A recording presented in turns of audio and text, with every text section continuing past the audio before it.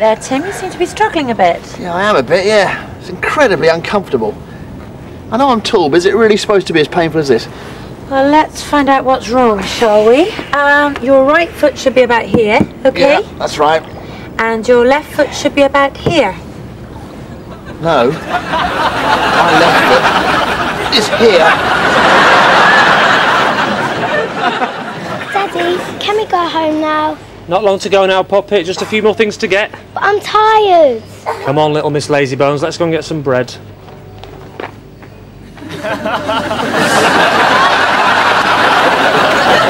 I first started drinking when I was 12. It was around about the time that my dad left, and my mum. I think I just did it because all the other kids were doing it too. And then I moved on to other drugs. I just felt lost and lonely. I was empty. I don't know, it wasn't until I nearly died I realised I needed help. And that's why I'm here. It's okay, Tim. Don't cry. Have a tissue. There you go. All right. Now, I hear what you're saying, Tim. And it sounds to me like this. Oh, no, my mum left me. Oh, I took loads of drugs and drink. Oh, I nearly died.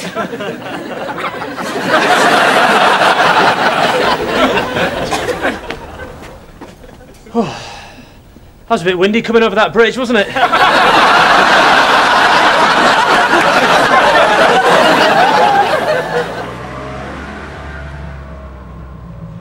When's it due? 2 weeks. I think I'll walk.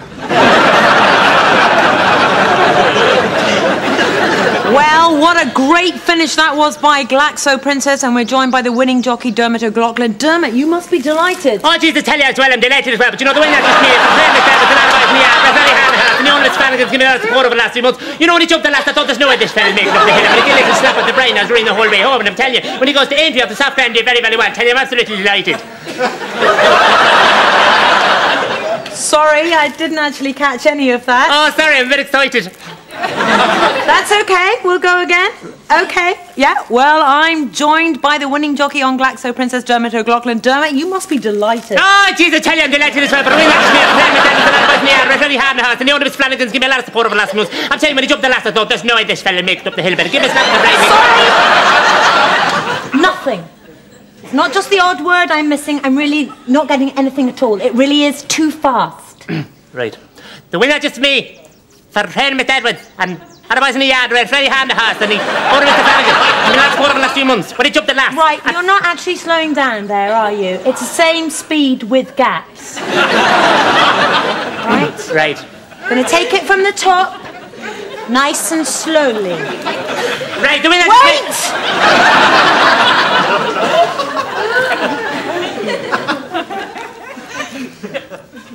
Right, the wind not just for me. The wind is not just for you. No, not the wind. The wind's not just for me. The wind's not just for you. For training Mr. Edwards. Mr. Train. No, not Mr. Train. It's for the trainer, Mr. Edwards. For the trainer, Mr. Edwards. I'm getting Mr. Edwards. Is it trainers? The trainer of the horse. The train ran over the horse. There's no faster train, I told you. There's no need to swear. You heard that all right, didn't you? Sorry? Look. I'm the jockey, right? You're the jockey, right? I'm the jockey. Oh, you're the jockey. Mr. Edwards. Mr. Edwards. It's the trainer of the horse. It's the trainer of the horse. Yes. So the wind's not just for you, it's for the trainer, Mr. Edwards. And all the boys in the yard. All the boys in the yard. All the boys in yard. Boys in the yard. Boys in the yard. All the boys. The boys. In. The yard. The yard. All the boys in the yard. All the boys in the yard. And the owner, Mr. Flanagan. And we honour Mr. Flanagan. The owner, Mr. Flanagan. Oh, and the owner, Mr. Flanagan. Give me a lot of support. A ladder support. A lot of support. What's the ladder for? To get on the horse? A lot of support. Oh, a lot of support. For the last few months. Oh, for the last few months. Yes. So the wind's not just for you, it's for the trainer, Mr. Edwards, and all the boys in the yard, and the owner, Mr. Flanagan, who's given you a lot of support over the last few months. You're after the break.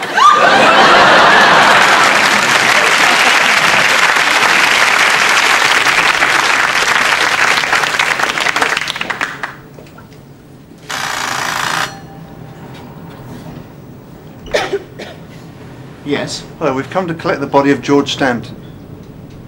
You're a bit early, actually. Do you mind if we wait? No, I mean, you're very early. I'm George Stanton. Sorry. Hi. Can you come back in 10 minutes? Come on, darling.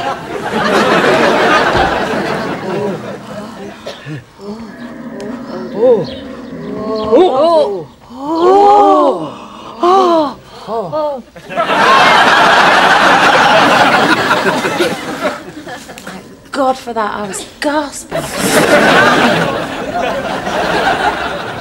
Sweetheart, we've been married for 9 years. I really want you to know everything about me. I do, don't I, darling?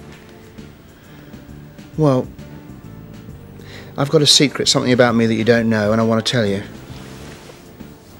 Actually, I'm glad you said that. Because I've got a secret too. Have you? Yeah, and I think you're right. We should know everything about each other. Yeah. Well, No, let me start though. Okay. About 5 years ago, I had an affair with your brother. It only lasted a week and then that was it. So what's your secret? I collect old coins.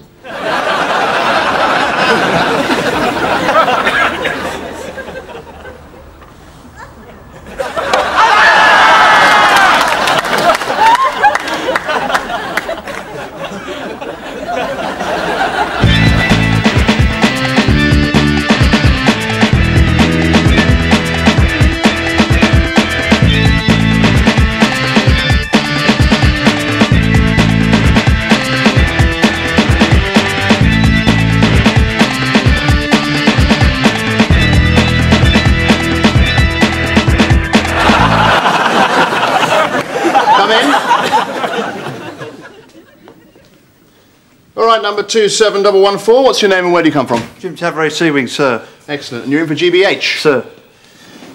I believe you've got a funny story about that. Well, I've done the bloke with the snooker cue because he said he'd already paid, you know, to teach him a lesson like. Turns out he had paid. My brother took the money, forgot to tell me. That's great. Money problems are terrible, aren't they? I went down to the local bank. I said, I want my balance. He said, well, stop drinking then. Somebody should lock me up. OK, before we start, let's say a big hello to Officer Mac. He may be a guard, but he's not that hard. So, Jim, if you win parole this evening, I understand you want to spend more time with your mother. Well, you know, she's in sheltered accommodation. We just want to get her back to Leytonstone, where we live, you know, me and Maureen. Now the kids are gone and all that.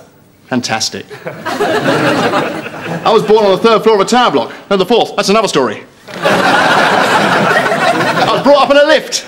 That works on several levels. Somebody put me in solitary. OK, let's see if you can win that parole. Start the clock. Question 1. Who's responsible for the half-finished tunnel under the kitchen block? I don't know. Come on. All right, it's the Harwood twins. It's the Harwood twins. Excellent. Yes, you're one question away from an early release. Are you nervous? Yes, a bit, yeah. He's a little bit nervous. Question 2. How are the drugs being smuggled into the prison? Any idea? Don't know. Come on, Jim. My mind's gone blank, sir. Do you want to get multiple choice? Yeah, all right. Stop the clock. Officer Mac, please bring me the multiple choice envelope.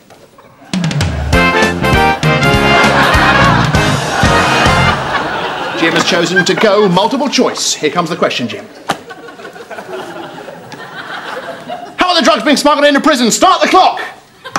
Is it A, via the bent laundry van driver, B, over the fence into the vegetable garden, or C, during Kenny Unwin's conjugal visits? I definitely get early release. Definitely get early release, that's right. Freedom and the chance to be with your mum. Give me the wrong answer, though, and Jay Wing will know that you grassed up the Harwood twins within the hour. OK, then. Yes? Well, it's... Oh, time's up, ladies and gentlemen, I'm afraid. There's no more chance for you there, Jim. It's a week's solitary for you. Officer Mac, please take him away. There you go. Well, I'll be back next week when 2 more inmates will try and win that parole. And remember, if you can't tell me, who can you tell? Okay, let me through. Right, what happened? I came off my motorbike. I think I've broken my leg. And my right arm, I can't feel it. And there's a shooting pain at the side of my head. Okay, I hear what you're saying. And it sounds to me like this. I fell off my bike. I hurt my leg. Ooh, and my arm hurt. My brother is in the garden. Mon frère est dans le jardin. Répétez. My brother is in the garden. Where is the bicycle? Où est la bicyclette? Répétez. Where is the bicycle? Tim, what are you doing? I'm learning French. It's really easy. As long as you ignore what the second woman is saying. I don't know what the hell she's on about. I think she might be a bit mad. Or as they say in France, I think she might be a bit mad.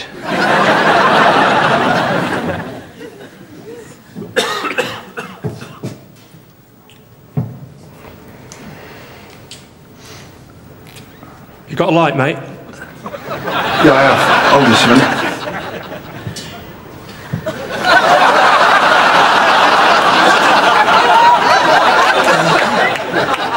Excuse me, mate.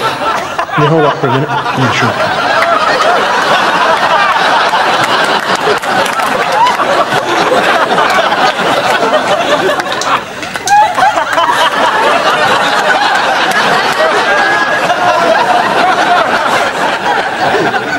Sorry, I finished. It's all right, I'll take care of that.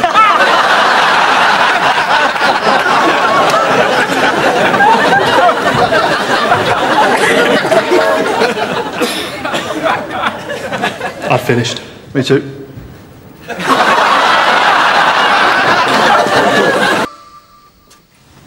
See the new album from the Morons has come out? Yeah, I don't like him. Why not? Well, they're always having a go at people, aren't they? Well, it's just a joke, isn't it? Just a joke.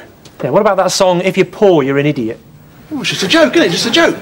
Yeah, what about that song, If You're Ill, It's Your Own Fault? Well, it's just a joke, isn't it? It's just a joke. Well, I don't like him. Well, I do. I'm going to have a listen to it.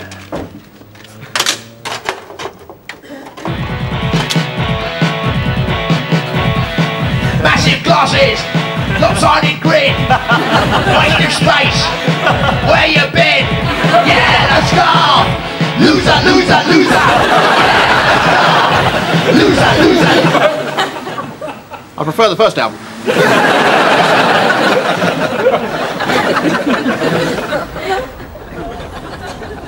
I put my whites in with my colours.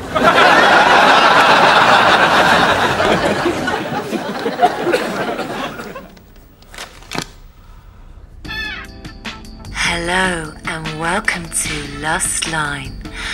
We're going to hook you up to some of the sexiest ladies in town. And don't forget that these ladies are very, very open-minded. So if you don't want hot, steamy sex talk, then hang up now. Okay, we're putting you through. Hello, my name's Karen. Who am I talking to?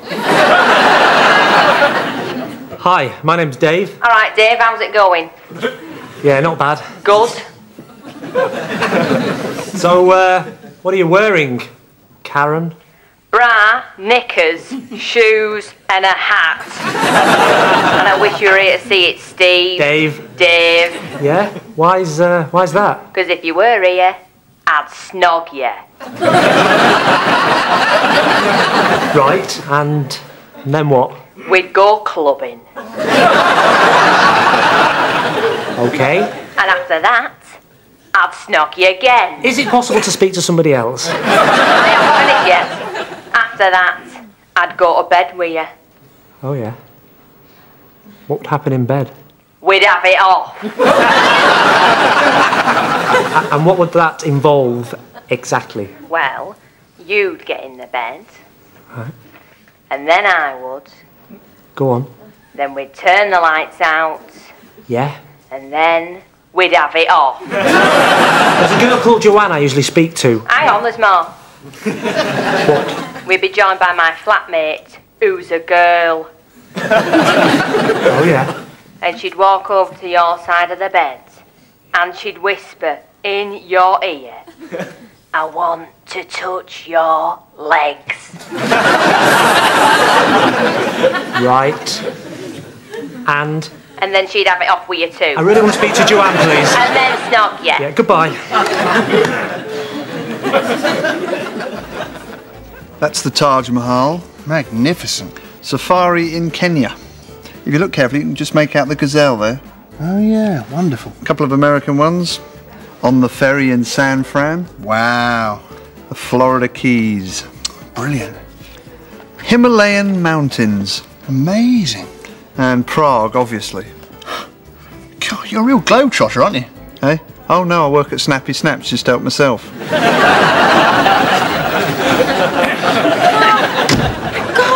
they're going to be here any minute. Look at this place.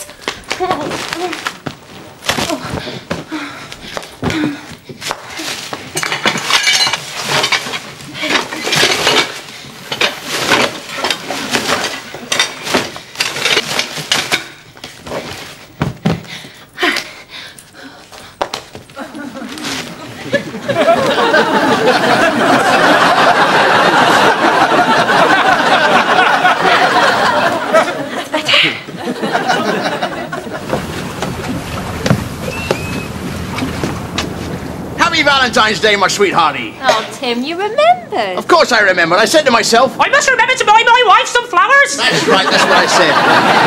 He always remembers what I said. So I went down to a local flower shop and I said to the owner... How much are your chrysanthemums? That's right, that's what I said. Yes, he said they're 25 pieces of silver. And I said... I'll take them. That's right, that's what I said. I said, I'll take them. I said, my wife's worth every penny. That should keep the old trout happy. I never said that. Okay, there we are, sir. Enjoy your purchase. Thank you. Oh, could I have some details for our database, please, sir? Yeah, sure. Postcode? W5. W5. 8SD. 8SD. 23 Sealand Avenue, West Ealing, London. Telephone number 0208 7946 001. Date of birth 3467. 2 children, Louis and Megan, married to Katie Ann, 37. You are prone to anxiety attacks. Your favourite breakfast cereal is Cinnamon Golden Grahams. You've got a squeaky loft ladder, and in the summer you are slightly susceptible to a patch of psoriasis on the inside of your left elbow. That's me. How do you know all that? I'm sorry, sir, I can't tell you that. Data Protection Act.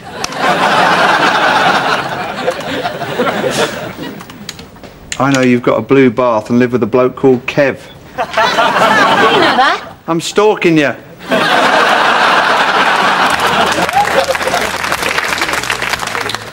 I went on that blind date last night. Oh yeah, how'd you get on? Yeah, it was alright. To be honest, she was a bit too good looking. Was she? Yeah, you know when you're with somebody you think this person's way out of my league. Nice enough person, just a bit quazoozle. A bit what? Quazoozle. Quazoozle? Yeah, you know, when someone's so good looking they become intimidating. Like if you were out with Liz Hurley you might think, nice person, but you're going to find a quazoozle. Whose go is it, by the way? It's yours. Is it really? Quazoozle. Is that a word school?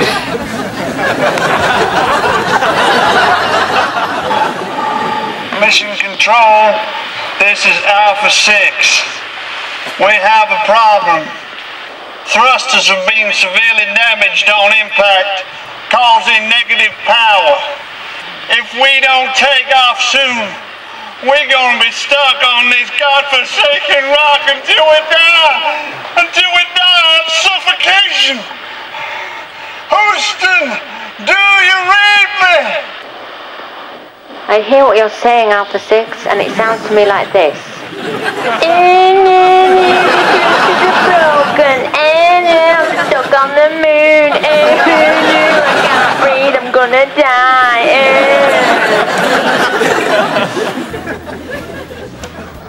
I'm thirsty. Do you fancy a glass of Saxy, Squiff? Don't even think about it. Okay, folks, it's quiz night again, and tonight my wife Karen's going to be reading the questions. Away you go, love. Okay, thanks, Tim. Right, here we go. Okay, right. Question number 1. Who played the lead role in the BBC drama One Claudius? I, Claudius. No. I, Claudius. Can't read me own writing. Right, hang on. Right. Question number 2. Who directed the film Malcolm 10? Malcolm X.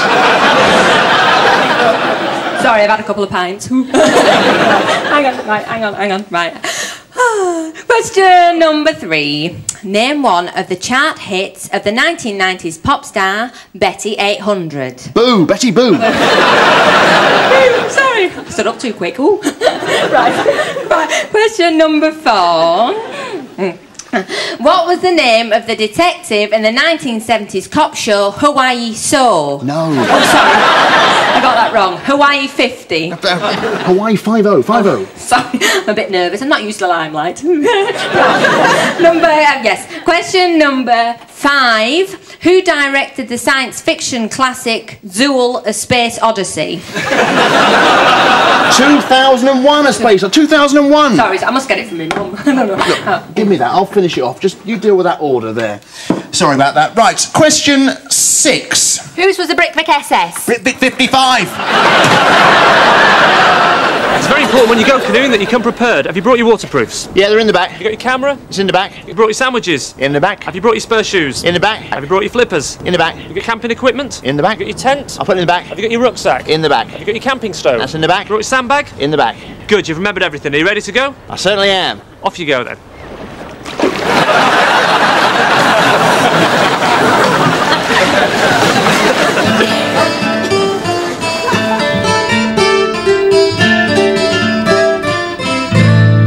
All the leaves are brown. All the leaves are brown. And the sky is grey. All the leaves are brown.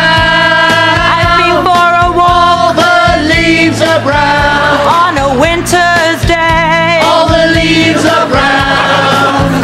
Stop!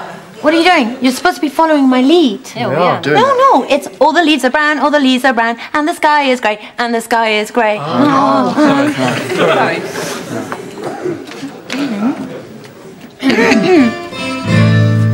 All the leaves are brown. All the leaves are brown. And the sky is grey. And the sky is grey.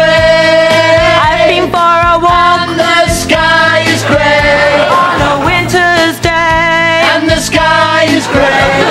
Stop! You're not getting this, are you? Look, I sing a line, you repeat it. It's quite easy. No, it's all the leaves are brown, all the leaves are brown, and the sky is grey, and the sky is grey. I've been for a walk, I've been for a walk on a winter's day, on a winter's day. I mean, you know. Yeah. All the leaves are brown. All the leaves are brown. And the sky is grey. And the sky is grey. I've been for a walk. I've been for a walk. On a winter's day. On a winter's day. Stop it! Stop it! Which bit of this don't you understand? I sing, you repeat it. What's wrong with doing? No, but this is what's all this? You said. I was emphasising a point. Oh, shall we do? No. Don't actually. No.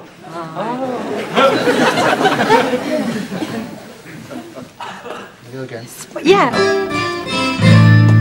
All the leaves are brown. All the leaves are brown. And the sky is grey. And the sky is grey. I've been for a walk. I've been for a walk. On a winter's day. On a winter's day. I'd be safe and All warm. the leaves are brown.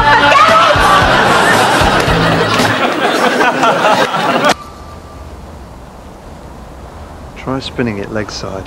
I'm not bowling.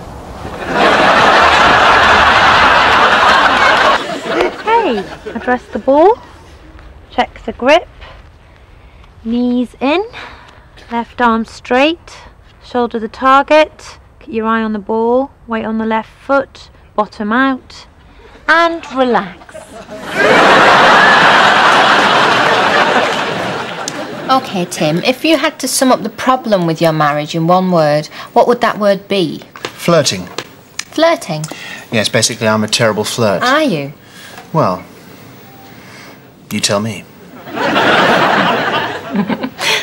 Right, well, I'm just going to ask you to fill in this form. Just a few routine questions about your relationship with your wife. Sure. Oh, sorry. I accidentally touched your hand. That's all right. These things happen.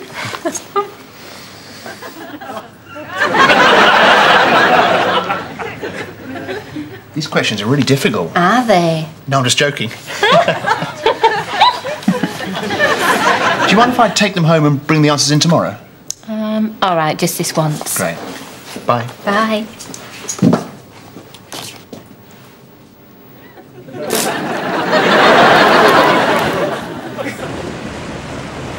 It's at times like these I wish I was at home with my wife.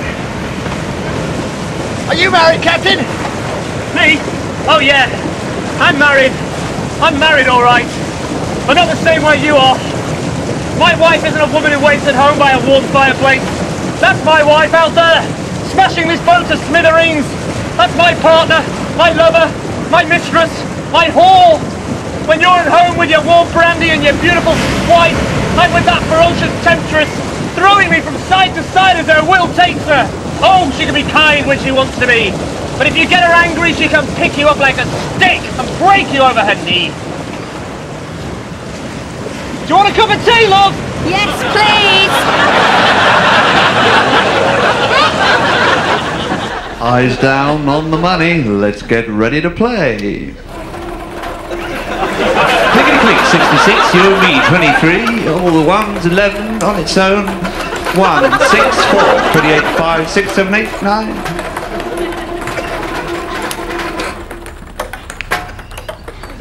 Let's start again. Hey, who wants to sponsor me? What's it for? I'm going to go up Mount Kilimanjaro. Oh, wow, that sounds amazing. I'll sponsor you. Me too. I'll give you something. How much are you hoping to raise? Well, hopefully about £3,000, and that'll go towards all flights to and from Africa, provisions and stuff like that. What charity is it in aid of? How do you mean? What's the money going towards? Well, I just told you. Flights, provisions, hotels, cable car tickets. Cable car tickets? It's the biggest mountain in Africa. I'm not going to walk it. That's not the point, Tim. Is there a charity involved or not? No, there isn't, no. Well, then you're not having our money. Who wants to buy a raffle ticket? No. Oh, come on, guys. I've got to raise the money somehow. All right, run through some of the prizes. Run through some of the what? Oh, wait, hang on. What if people need to contact us? I knew you'd start panicking, so that's why I bought an answering machine. We're not here at the moment. Please leave your message after the tone. Right, okay. But we're away for 2 weeks. People will think we're rude for not replying straight away.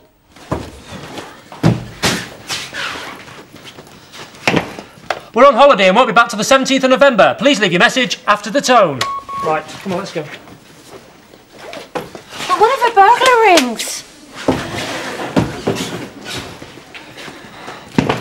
We're on holiday till the 17th of November. Please leave your message after the tone. And our mate, Big Mental Frankie, who's staying here, will pass it on. But now people are going to think we're rude for not responding to the messages that Big Mental Frankie passed on. We're away on holiday and won't be back till the 17th of November. Please leave your message after the tone. And our mate, Big Mental Deaf Frankie, who's staying with us, will pass it on. So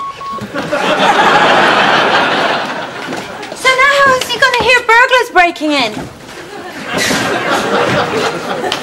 We're away on holiday and won't be back till the 17th of November. Please leave your message after the tone. And our mate, Big Deaf Mental Frankie, who's staying with us, will pass it on. Unless he's taken his dog, who's a big, nasty, vicious bugger, for a walk. But if he's out, the in burglars which might... case, just ring back in a few moments, because he's never gone for very long. But the burglars might then Look, think it doesn't matter. We haven't got anything worth nicking. Well, the answering machine's new. Right, we'll take it with us. We'll go. This stethoscope doesn't work.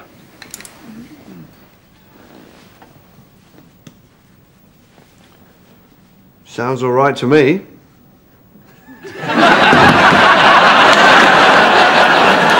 Hello. Yes? Can I have a cafe latte? I don't think so. Why not? They're for the middle classes. That's my son taken last year when he was 8. Oh, right. That's him as a tiny baby. He definitely looks like you, doesn't he? Yeah, chip off the old block, no hair and all that. Yeah. That's the birth. They let me take photos. That's my wife, 8 months pregnant, in the bath. Do you mind me looking at these, Jim? Mind? Why should I mind? That's us at the conception. Conception? I'm not sure about this. That's me on my own, in bed with a copy of Razzle. I don't want to look at that, thank you. Hang on. That's my mum and dad conceiving me. My grandparents having sex in an air raid Jim, shelter. this is awful. Oh, I know how you feel. Other people's photos aren't nearly so interesting as your own. That's you and your wife in the shower. And if you add that onto the fact that this mortgage is 2% lower than the standard APR of other banks, you'll see that with us, you'll be £3,000 a year better off. It's great. And there's the repayment holiday of up to 4 weeks a year. That won't cost you a penny of interest. Well, it's just fantastic. It's just what I need. And of course, there's the cashback deal, which is worth £1,000 to you. It's an excellent deal. I'm going to take it. Fantastic. Yeah. Just sign at the bottom there. Okay. Your home is at risk if you not commit repayments of the loan secured and your mortgage may attract any redemption penalties. Nothing. Now, the other thing you might want to consider is our insurance policy, which we're offering at the moment at 30% discount if taken out at the same time as the mortgage. Right. Well, I do need insurance. Great. Yes. Well, there's a special offer at the moment. Anyone who signs up today gets a free weekend in France. You're joking. Nope. That's amazing. Okay, I'm going to take it too. Great. Yeah. Just sign at the bottom there. Right. Tickets are economy singles on a National Express coach without toilets and accommodation as a one-man tent to the council estate in Boulogne. Are you excited about the move, you and your husband? I'm not married. Me neither. No, I'm recently divorced. Wow. Me too. Hey, maybe we could go out for a drink? Yeah, why not? Great. Okay. What about tonight? Yeah, okay. Okay, well, I'll see you back here at 8 o'clock. No guarantee can be made that I won't cut you up into little pieces and bury you under the A34 like all the rest. Sorry. Here you go, girls. To me, the definitive anti-heroine in French literature is Zola's Nana. I disagree. I find there to be far more resonance in Thérèse Recan's predicament. That depends if you're looking at it from the post-revolutionary perspective. Actually, I find for me Dumas to be the enfant terrible of the French literati movement. So I slapped him, didn't I? I would have cut him. You Dostoevsky man or Solzhenitsyn? I need to go for a wee. You can go over there in the woods. I can't go in there. Of course you can.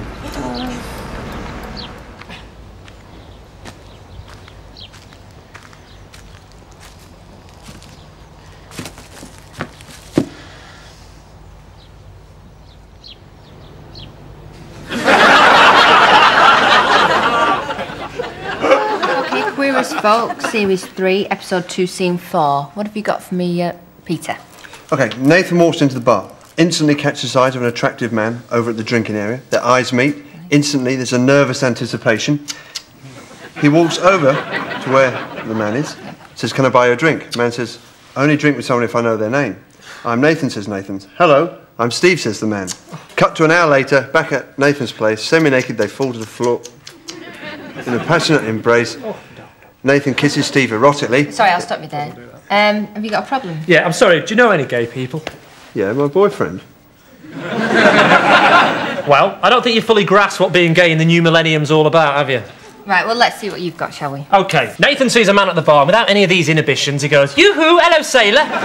He runs straight up to man and says, "What's your name, ducky?" "Oh," says the man, "my name's Gladys. Do you fancy a creme de menthe?" We cut to 1 hour later. Nathan and Gladys are dancing to Danny LaRue records. In walks a woman. It's Nathan's lesbian flatmate, Brian. A huge, big, stocky woman with hairy hands and a pipe. "Who the bloody hell's this?" she shouts.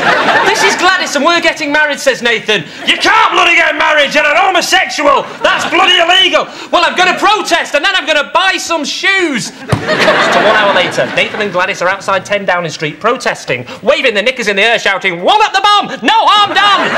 We're just the same as the normal people. And then Tony Blair comes out and goes, "I've decided to let homos and lesbos get married, but you're not working with kiddies." Hooray, they cheer, that's just what we wanted. And then they all skip off down the road happy, shouting, "I'm free, Captain Peacock, shut that door, what a gay day. Oh, you are awful, but I like you."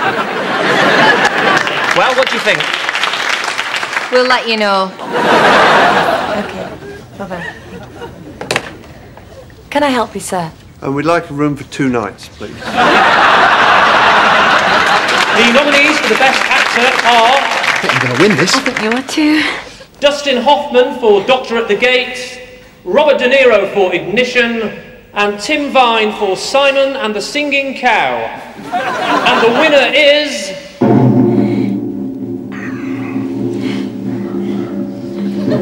Robert De Niro! The chalk ice, was it?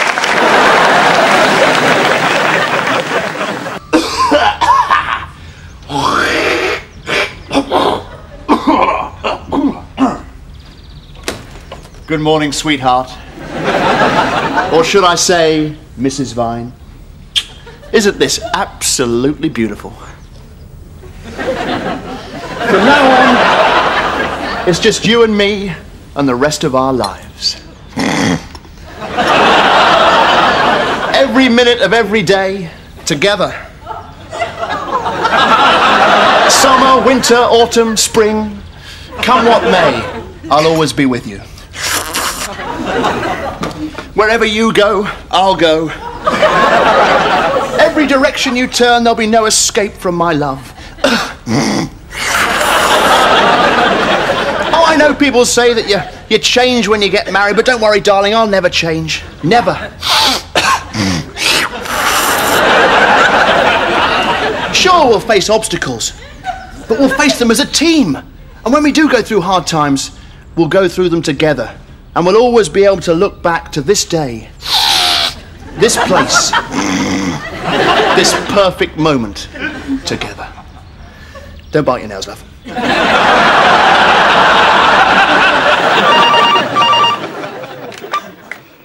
Hello, Samaritans. Yes. Yes, of course. Try to calm down. Now, you say you've taken some pills. What sort of pills? Slow down, slow down. What were they? Paracetamol. And how many? 2. With a glass of water. You're going to be absolutely fine. You've nothing to worry about whatsoever. At least 25 or 30. And even then you'd be all right. You'd have to wash them down with, say, 1.5 litres of vodka, followed by another dozen sleeping pills, more vodka, more pills. Not necessarily in that order, no. That's quite all right.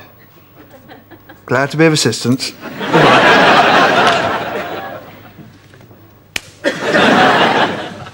Members of the jury, have you reached a verdict upon which you are all agreed? We have. How do you find the defendant? Shifty. What do you mean shifty? We find him shifty and a little bit dodgy. You must say guilty or not guilty.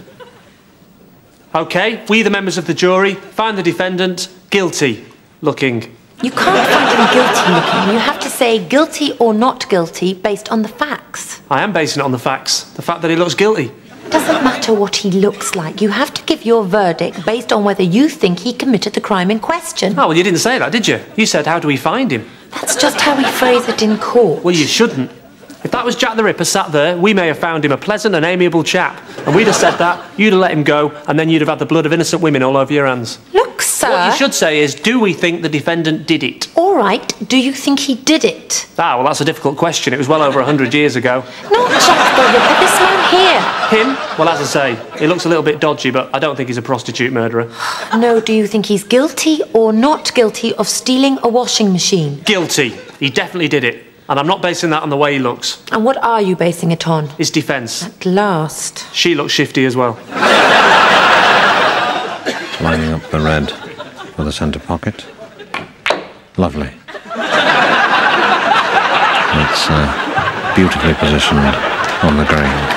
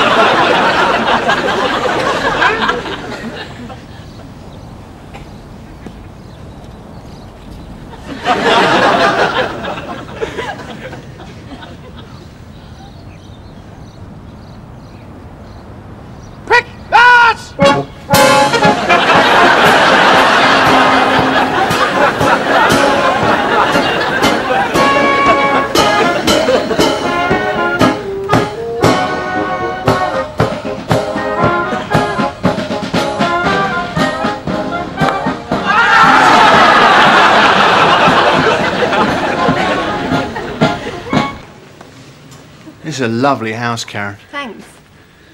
Have you had much work done to it? Yeah, I had some of that one-way glass put in, so I can see out, but they can't see in. It just looks like a mirror to them. Wow, that's great. Yeah. I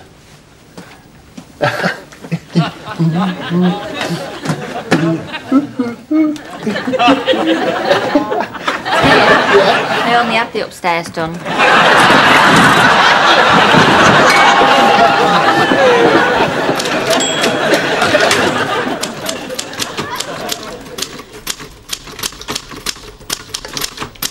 You want to get with the 21st century?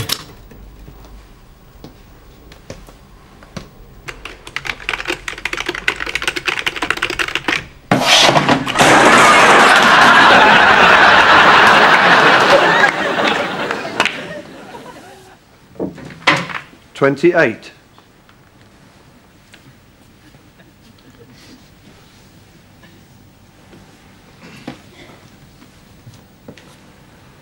Is it brown next? Blue, brown, green and yellow. Nice plugs. Oh, there's a way to remember it. Never eat shredded wheat. That's the compass. Every good boy deserves football. No, that's the musical scales. That was that song. Snooker loopy nuts are we will snooker loopy punt the reds then screw back to the yellow green brown blue pink and black. Snooker loopy nuts are we will snooker loopy green ball.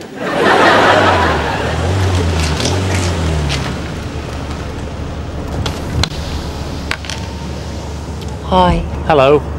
Are you looking for some company? Not really. I just want sex. That's what I meant. Oh. Why did you say, oh, you're looking for some company? It's just what we say. It's a polite way of saying it because some people get embarrassed. Well, doesn't it get confusing? What if, you know, they only do want company? Well, that's never happened. It might do. What you should say is, are you looking for some company? Get past the embarrassing bit.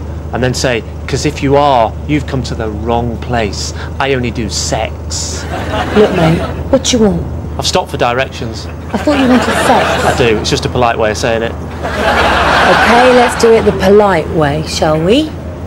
Are you after company whilst looking for directions? Yes, I am. How much? Well, say if I was to point you in the right direction with my hands, that would be 30. If I was to give you oral directions, that would be £60.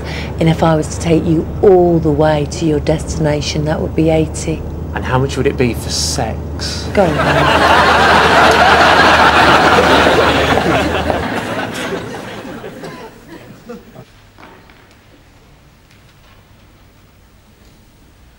Something troubling him greatly about this.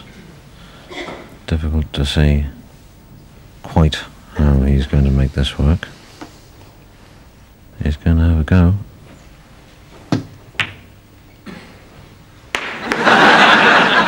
Foul. Oh, that's disappointing. Last night I went out with my girlfriend, Claudia Schiffer. I took her to the Ritz Hotel, which I own. And who should I bump into but my old mate George W. Bush. And we talked about the old times when I invented the combine harvester and the microchip, all in the same week, and gave Bill Gates his first job.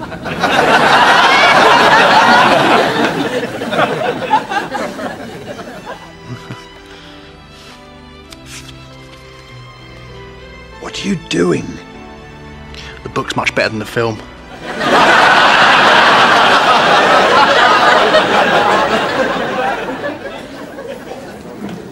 Hi, aren't we all on the same English course? Oh yeah, how's it going? Not bad, but I sometimes have trouble with grammar, isn't it? Really?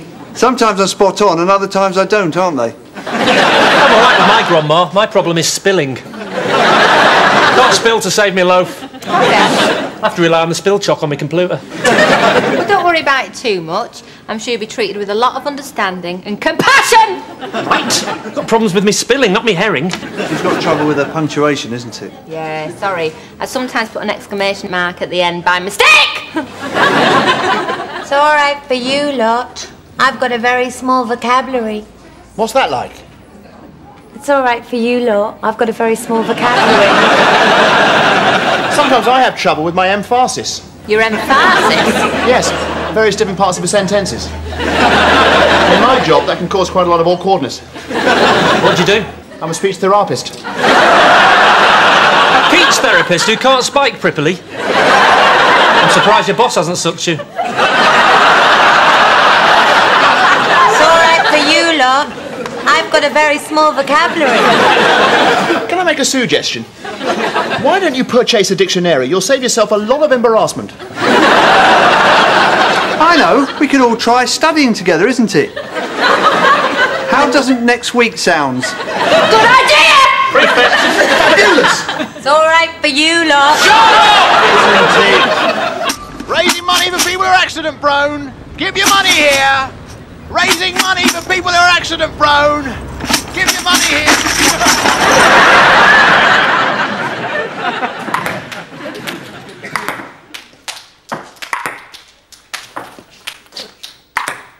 What are you doing?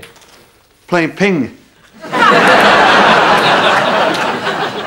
Patch will be greatly missed. He was a loving, loyal, and above all, obedient dog. Roll over.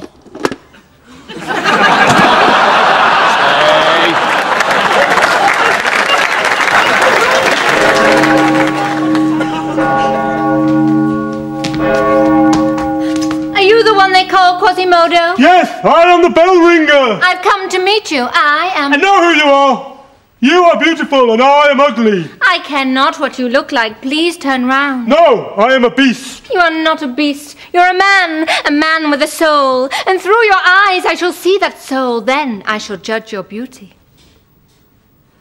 Oh my God! Can you turn round again, please? Could one so beautiful learn to love someone so ugly? No. I warned you I was ugly. Yeah, well, there's ugly and there's ugly, but that's just taking the piss. Yes, but what about the... Yeah, not too close, please. Yeah, all right, you're not so great yourself, you know, love. Well, at least both my eyes look in the same direction. Yeah, that's because my eyes are trying to avoid making contact with your face. Yeah, well, at least I don't spend most of my time cooped up in a bell tower, you freak. Yeah, well, I'm not the one that came up here looking for a fella I've never even met, you slag. The bell! Eyes down, ready to play.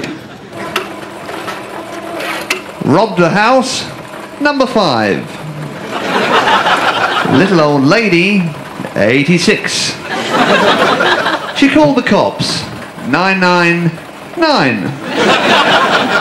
Got hit in the jaw, lost some teeth, 3. Got away in a flash, had the stroke of 12. Hijacked a bus, the number 47. Cops pulled me over, doing 65. Sentenced by the judge, got 8. The wife moved in with Stan, who she left me 4. On its own, me.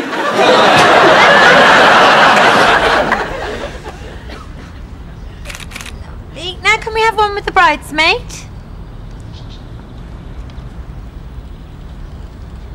Lovely. Now, anyone who's wearing a suit for the first time.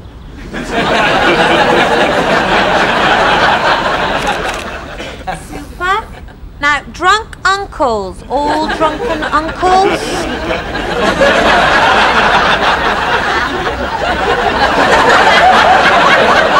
Now, everyone who was invited out of politeness but wasn't expected to turn up.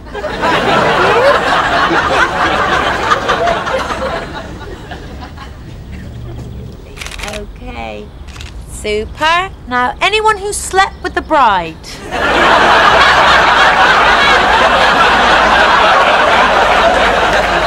Vicar. Yes, Vicar, at the back, please. I'll need the timer for this one. Go.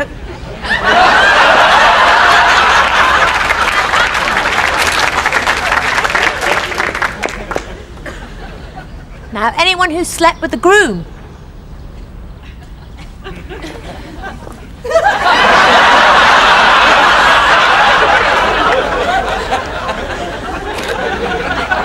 And anyone who thinks this will last.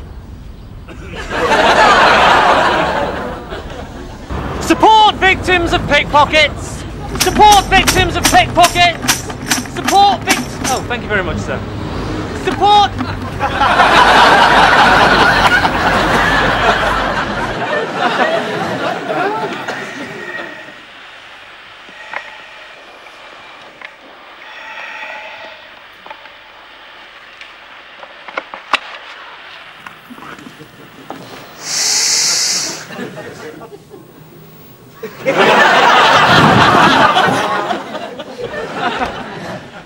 Hello, I'm a fruitcake salesman.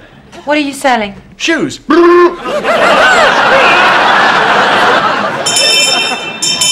Oh yay! Oh yay! If anybody was wondering where Dave Smith was for an hour after work yesterday, ask Jenny Preston at number 4. So I said to the man in the shop this afternoon, don't even think about selling me a dodgy tumble dryer. Yeah, I wouldn't mind having a dodgy tumble with you, love. I said I may be a woman, You're all woman to me. but don't even think about ripping me I off. wouldn't mind you ripping something off me. So in the end, he decided to give me a replacement. I'd give you a replacement of my own. And he's going to deliver it on Thursday afternoon. I'll give you a Thursday afternoon delivery. And he's going to give me a 25% refund on the original price. Yeah, I'd give you 25% refund of my own original price. And because of the inconvenience, he's going to throw in a free portable stereo entertainment system. Yeah, if it's entertainment you want, I'd throw in my own portable inconvenience. You're not even making sense now, you know. I'm very, very lonely!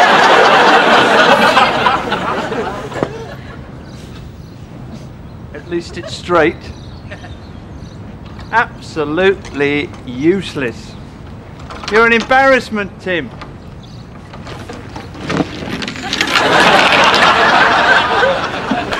What are you doing? Does it look like I'm doing and binning the children? What?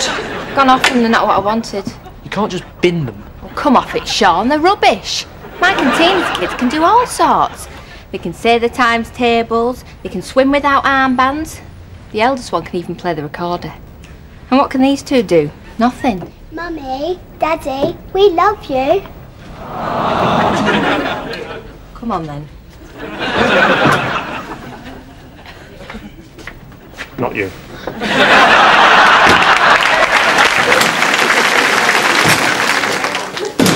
Food's up, everyone! Oh, great.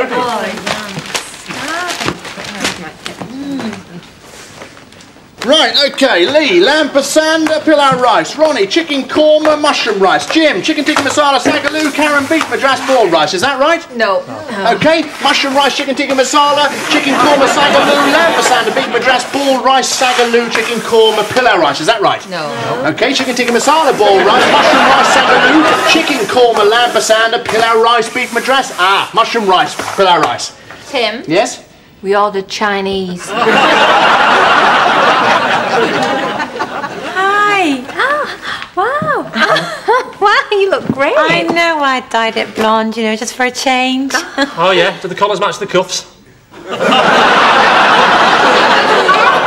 What? Is the upstairs carpet the same colour as the downstairs rug? Pardon? Is the icing sugar the same colour as the birthday cake, or is the roof rack a different colour to the front bumper? I really don't know. Is the mantelpiece the same colour as the fireplace? Is the top deck the same colour as the engine room? Do you mean have I dyed my pubic hair? I'm very, very lonely. Eyes down, your full eyes. Here it is. No, I said, where's the bingo?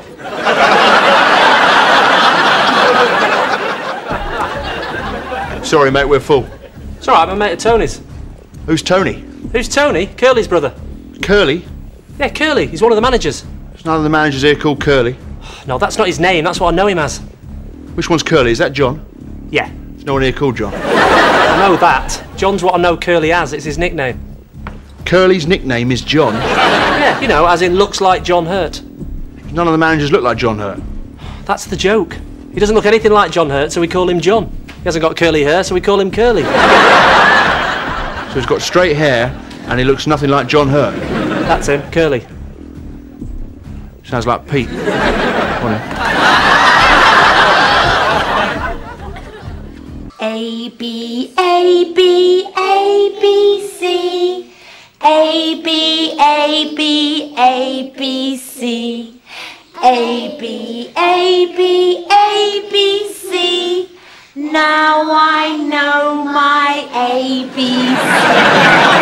Oh, hello, headmaster. What are you doing? Oh, I'm teaching them the alphabet. It goes like this. A, B, C, D, E, F, G, H, I, J, K, L, M, N, O, P, Q, R, S, T, U, V, W, X, Y, and Z. Now I know my ABC. Come along and sing with me. I'll never remember that.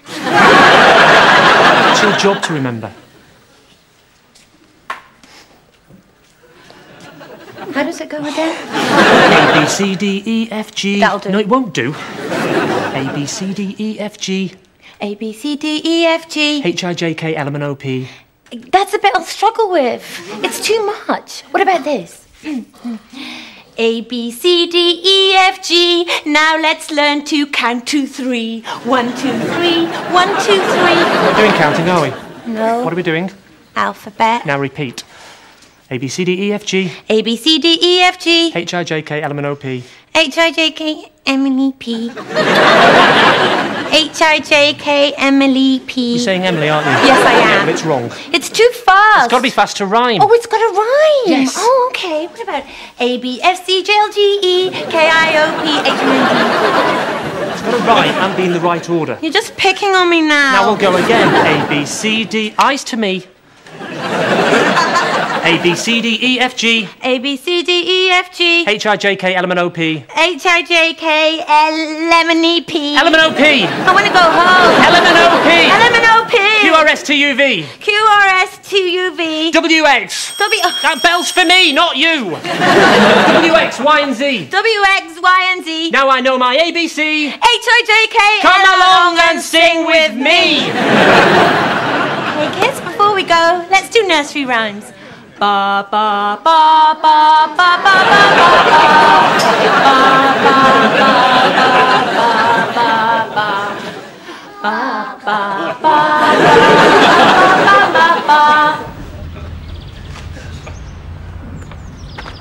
Look what I bought today. What is it? It's one of those things you put between the back seat of the car and the boot, keeps the dog separate from us. Well, that's a good idea. Yeah, it is, isn't it?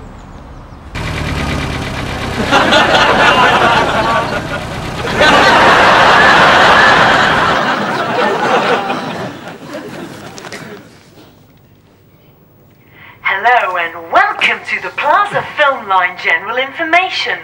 Please say the name of the Plaza cinema you are calling for. For example, say Bromley. Bromley. I think you are calling for the Plaza Cinema in Burnley. Is this correct? No, Bromley. Welcome to the Plaza Film Line for Burnley. I want Bromley. Please say the name of the film you wish to see.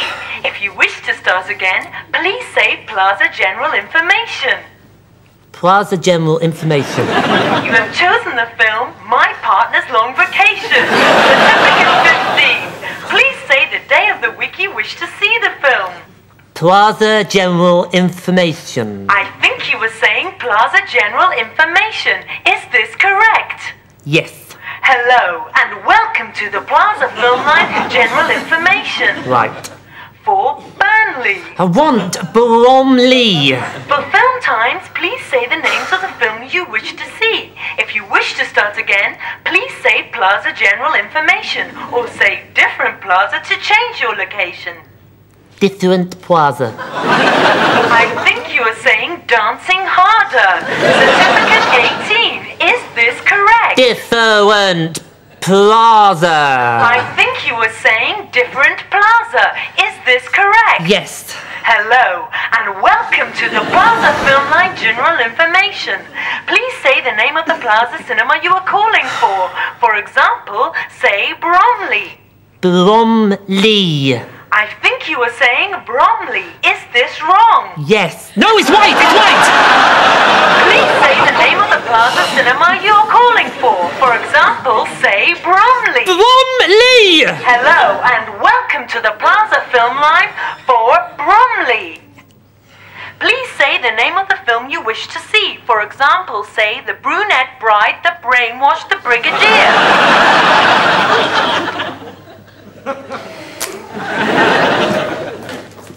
What are we doing tonight? We're having a biryani. Oh yay, oh yay. Alan Hargreaves is 46 and still wets the bed. Oh yay, oh yay. Hi, darling. You're home early. I know, there was hardly any traffic in the outside lane at all.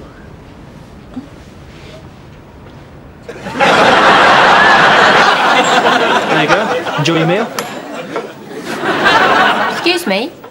I thought it was all you can eat for £3. That is all you can eat for £3.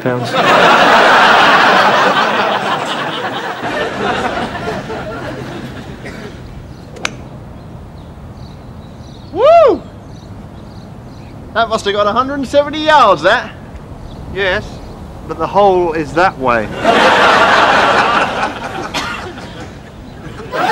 So, what seems to be the problem then? Oh, it's not me, Doctor. It's my friend. Okay. What's the matter with your friend? Well, I think he's having problems with his sexuality. He feels like he's a woman trapped inside a man's body. Don't worry, I understand. Pauline. Pauline. That's the woman who's trapped. We might be talking about gender realignment surgery. Ah, well, there's a problem with that. Really? You see, Pauline isn't sure about her sexuality either. Well, she wouldn't be. She's trapped inside your friend. No, I mean, she's got a man trapped inside of her. Alan. Alan? Alan is trapped inside Pauline. So let me get this straight. Your friend is a woman trapped inside a man's body. Yeah. But there's a man trapped inside the woman's body. Spot on. So that would mean a gender realignment to allow your friend to become Pauline, then another one to become Alan. That sounds messy. Here's a thought. Wouldn't it kill two birds with one stone if your friend just stayed as they were? Oh, no. Jackie would never put up with that. She's the woman trapped inside of Alan, and she doesn't get on with Pauline. Your friend sounds very confused. Has he got any family he can talk to? Not really, it's just got me and the cat. Sure it's not a dog trapped inside a cat's body? Pardon? Nothing. This friend of yours, it's you, isn't it? Me? No, it's my flatmate. No, it is, honest. So why didn't you bring your flatmate here? I did. He's in the bag.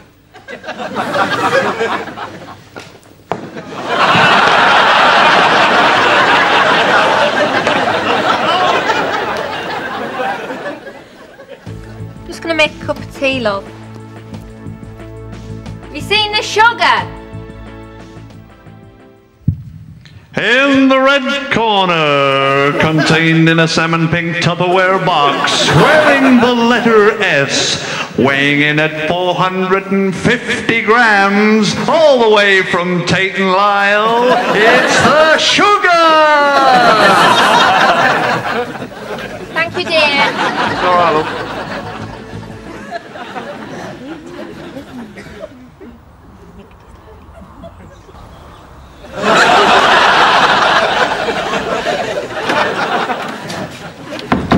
Okay, team. Mr. Vine called this meeting last night. I've absolutely no idea what it's about, but I must warn you, he did seem very, very concerned. I have Mr. Vine on the line for you now. Okay, thanks, Marcia. Put him through. Hi, Lee. Hi, Tim. So, what was it you wanted to say? Look, I'll get straight to the point. There's something very serious I have to tell you. I know I'm your boss, but I regard you as a friend. I've been doing something I shouldn't have, something wrong. Look, Tim, do you think this is the right time? No, I want to. The thing is, I like knickers. I like wearing knickers, women's knickers, and tights. My wife doesn't know, but when she's out, I slip upstairs, put on her underwear, and pretend I'm called Agnes. Look. I even wear them at work. You know that health and safety talk to the staff I gave last week? I did it wearing pop socks, peekaboo bra, and camisole panties. I had to tell somebody I'm going insane. Just please remember what I said last night, Lee. I need to tell you this in confidence.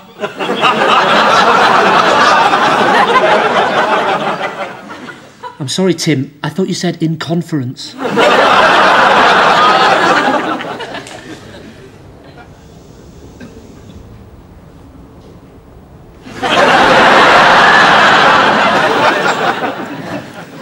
Isn't this a lovely restaurant? Yeah, it certainly is. I love the way they cook the meal at the table. Not sure about the washing up, though.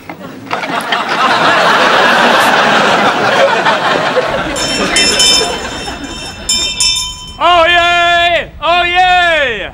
Beware pickpockets still in town. Oh yeah! Oh.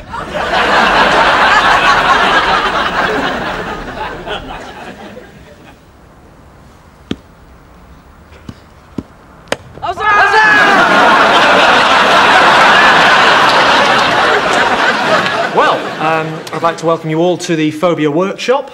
My name's Lee, and I actually have a phobia myself.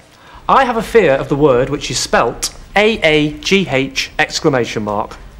That word. Why don't you tell me a bit about yourselves, starting with you.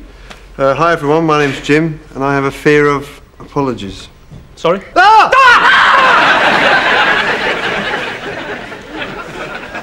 Oh, apologies. Yeah. Sorry.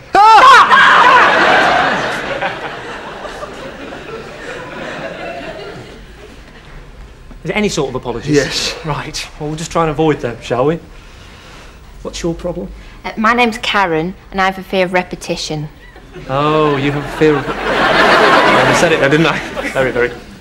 Okay. And you are? My name's Ronnie, and I have a fear of awkward silences. How long do these silences have to be? That was borderline, that one. Right. Let's try and keep the conversation flowing then, shall we? Hello, I'm Tim. Sorry I'm late.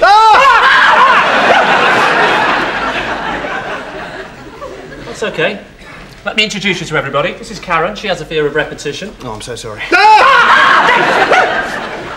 What's the matter with you? I bark at other people's phobias. I think I should have just dealt with you on a one-to-one basis. You're here now. My name's Lee. I have a fear of the word which is spelled A-A-G-H exclamation mark that word. And this is Ronnie. She has a fear of awkward silences. All right, so we'll try and keep the conversation flowing then, eh? He said that earlier. Sorry. Can we just try and make some progress, please? Right, this is Jim. He has a fear of apologies. Terribly. OK, Jim, would you like to tell the group how this problem started? Yes, well, it all began when I first tried on my grandmother's stockings.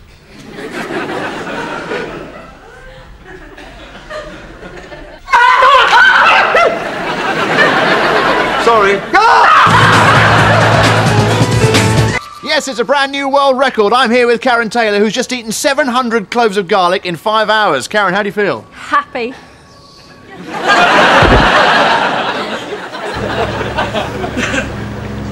Look, darling, isn't that a kingfisher? Oh, yes, I think it is.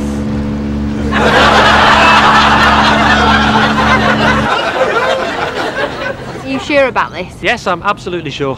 It seems very dangerous. Well, you've got to learn to cope with the pressures of golf, and what better way to learn than this? Your husband's got faith in you, haven't you?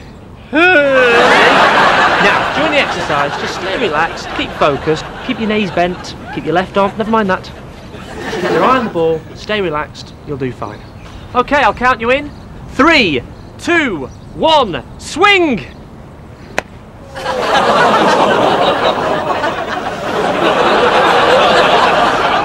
Never mind, flip him over, we'll concentrate on your bunker shots.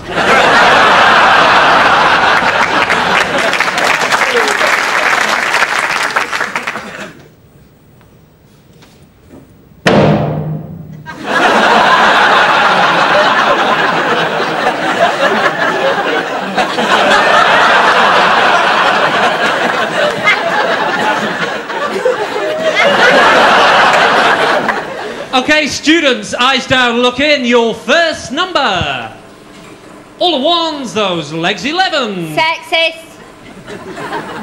OK, all the ones, the number 11. That's better. 3-0, blind 30. Don't you mean visually impaired? 3-0, visually impaired 30. Man alive, number 5. Why is it a man? All right, woman alive. Men have got rights as well, you know. Person alive, number 5. Kelly's eye, number 1. Sexist. How can that be sexist? Kelly was a man. Yeah, a man with one good eye. Do you know any famous one-eyed women? You mean visually impaired? Not you. Gabrielle, the pop singer with a patch. All right, Gabrielle's eye. Men have got rights as well, you know. Gabrielle, the pop singer with the patches, and Mr. Kelly's visually impaired eye, number 1. That's 2 eyes. Shut up. 1 and 6, sweet 16. Sexist. I didn't say it was a sweet girl. It could be a sweet boy. Not that I fancy boys. Why not? Because... Men have got rights as well. They've got the right for me to fancy him, all right. Not that it matters if... Look, it doesn't matter. 2 fat ladies. Hey, that's what 2 fat men. Men have got rights. 2 fat people. What do you mean fat? 2 big-boned, physically challenged people with no particular sex or gender, with gland problems, 88. Bingo! We have a house. Capitalist. Right. So who's up for it then? Yes. All right. Come on. A bit of slopping never did anybody any harm. Okay. I'll have the Jack. I'll have the Merc. See you later.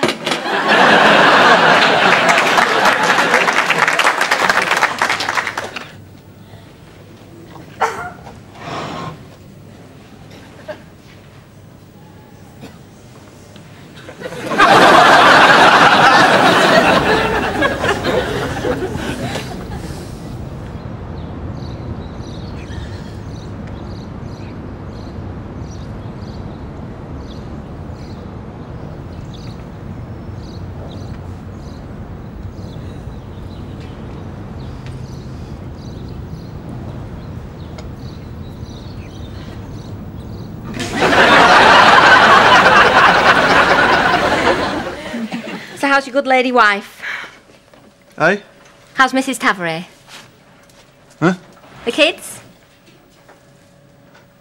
How are your lovely kids? Still driving the Alfa Romeo? I'm sorry, I've no idea what you're talking about.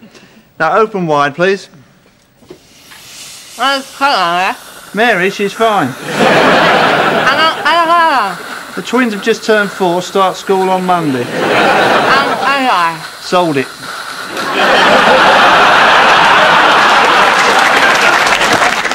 Try talking to her.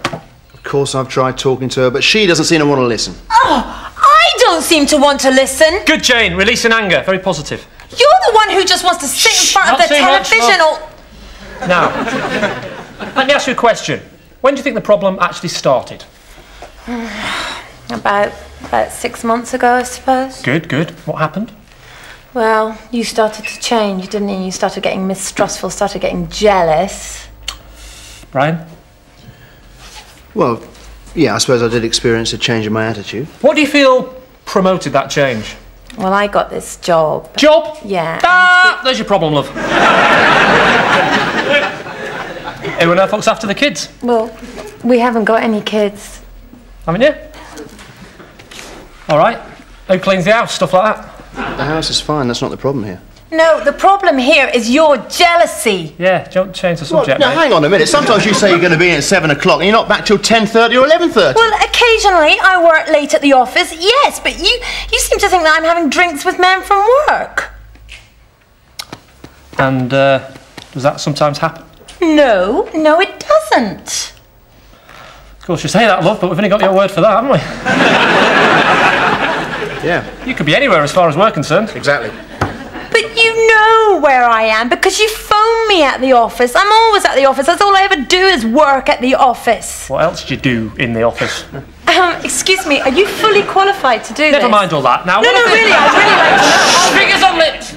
Now, I think it's about time, Brian, that you started to learn to compromise. Look in the mirror and say to yourself, I love my wife. She loves me. I respect my wife. And she respects me. But more importantly, I trust my wife. And she trusts me. Would you do that for me, Brian? Okay. And Jane's going to agree to compromise as well, won't you, Poppet? She's going to agree for a trial period to have a private detective following her around just to make sure that she's not doing anything. Chance, how can you suggest something? Leave her alone! All right, mate. Nothing to do with me. Don't come crying to me when she sat on top of the photocopier at work getting knobbed by a grubby little office junior. That's all I'm saying. I'm not putting up with this. Oh, yeah? You have to meet your lover, boy. They're all slags, mate.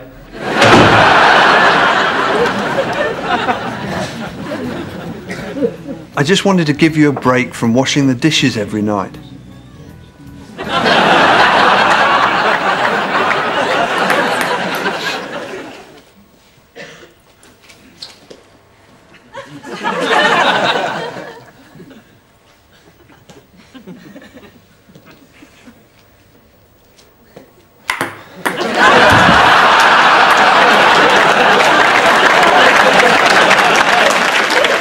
good, Johnny. It's excellent. What is it? Issue miss. My hair's much longer than that. My eyes are green. And both my arms are the same length. And my nose is nothing like that. That's rubbish, Johnny. Absolute rubbish.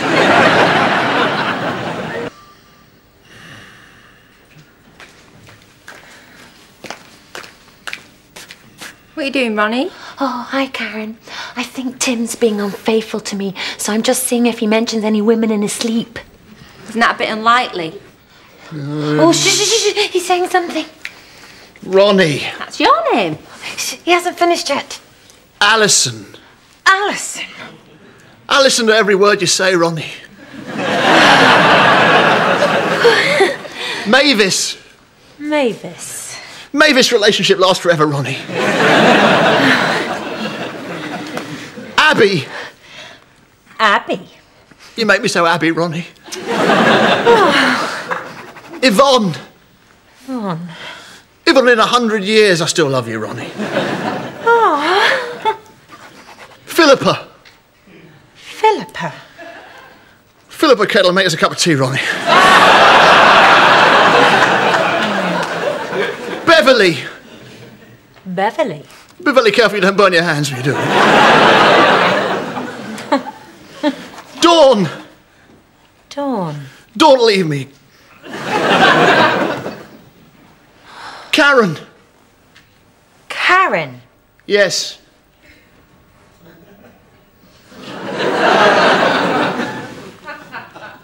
Karen, regardless? Karen, the community.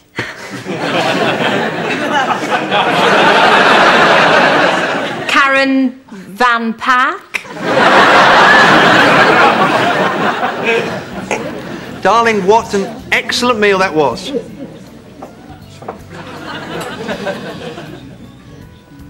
I can explain everything.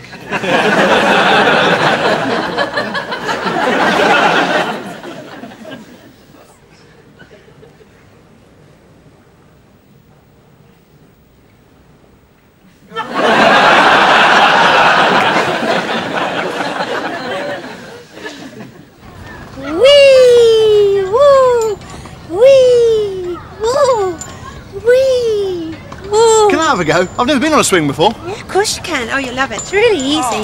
Great.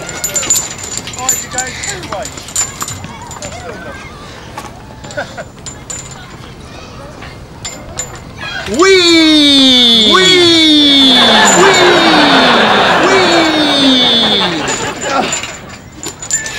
I'm all right with the wheeze, just can't do the woos. No, no, no, no, no.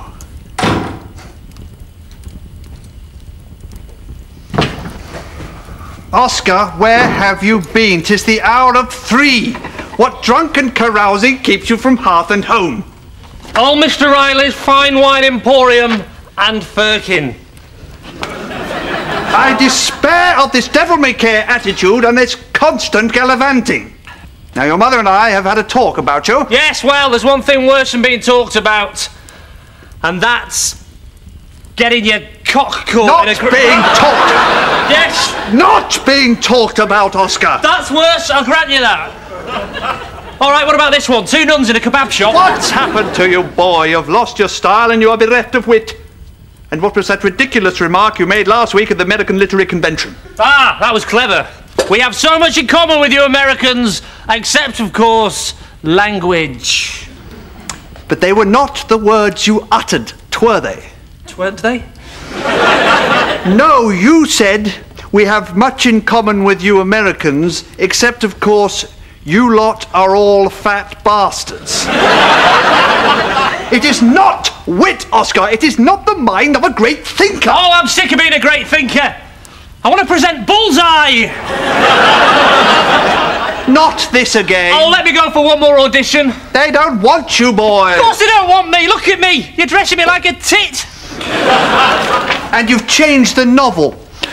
There are two things I remind myself of often. The first is that the critic is he who can translate into another manner his impression of beautiful things. I wrote that. And secondly, keep out of the black and in the red. Nothing in this game for two in a bed. You've only got your bus fare home. Let's have a look what you would have won. You are not presenting bullseye! Look at you.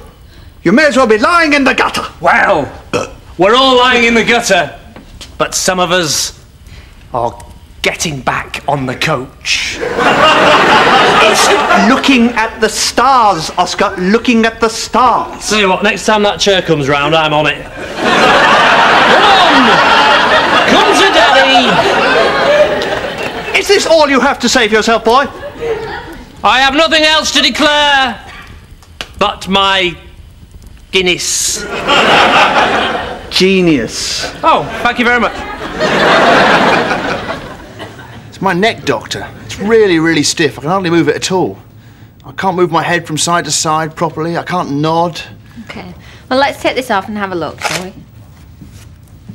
Oh, that's much better. That's wonderful. That's great. Thanks a lot.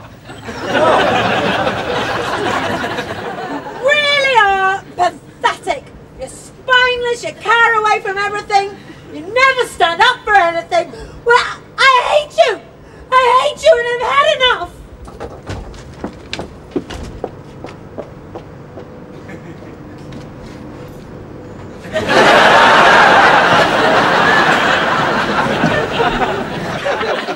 No, please don't. Please.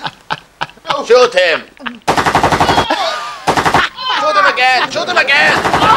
Keep shooting him. I wouldn't touch that, Mr. Pallet. Oh, don't touch it. I told you not to. No. I didn't know. I didn't know. Ages ago. Excuse me, sir. I'll have to ask you to leave. Your emotional responses are not in line with everyone else's. Thanks a lot. That's great. I know.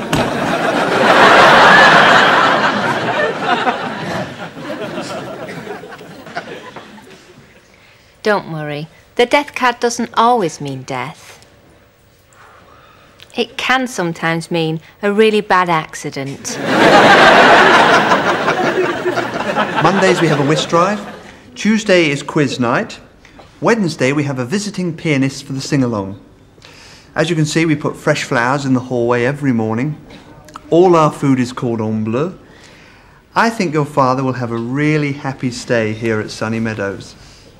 Do I get my own room? Shut it! It's very kind of you giving me a bed bath. It's all right. You worked here long? I don't work here.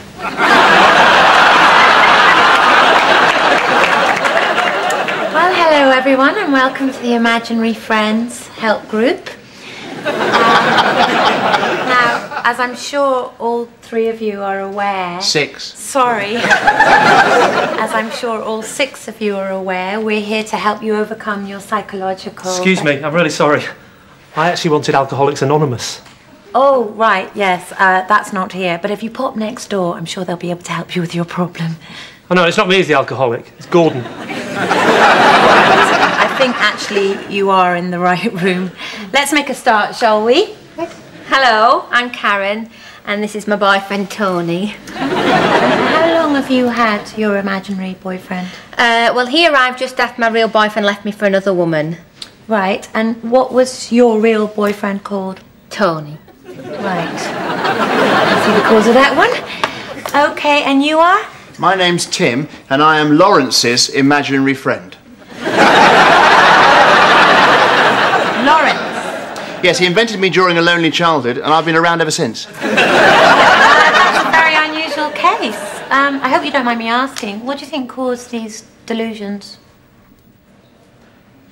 Well, answer the lady. She's trying to help you. Actually, I was... What the hell is this, Gordon? This is you making an effort, is it? Well, you're not having it. I'm not a drinker myself, but if it stops him getting it, it's worth it. Right, I think maybe you should be next door. Karen, could you describe imaginary Tony to us? Yeah, well, as you can see, he's got rotten teeth, rampant acne, and he stinks. Which means no one will be interested in him, which means he'll never leave me. So you can keep your eyes off him, you! I'm not interested, I can't see him. Yeah, well, I couldn't see him first. Right, that's that finished. You better not have any more in there. Oh, you haven't. Right, well, what? The pub? Yes, but I'm going to come and keep my eye on you. What about you, mate? You coming? Don't look at me, I don't exist. Oh, yeah. Lawrence? Tony? He's not going anywhere. Look, just stay where you are. The point of this meeting is to ensure that you see that your imaginary friends are just figments of your own imagination. I hope you'll listen to this. Probably brought on by your own issues of loneliness and isolation. And when you realise that, you'll be able to move forward all the more easily. So I think that we should take... Have you finished with this room yet? Just a minute. Okay, thanks. I think we've had a very constructive week this week, and we've done very well. So I'll see you all next week. Okay, turn over. Mark it. Scene 3, take 1. Stand by, Tim. And action.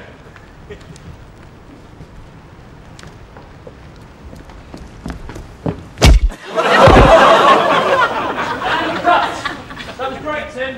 Right, let's swap the stunt dummy over for Jim. Jim?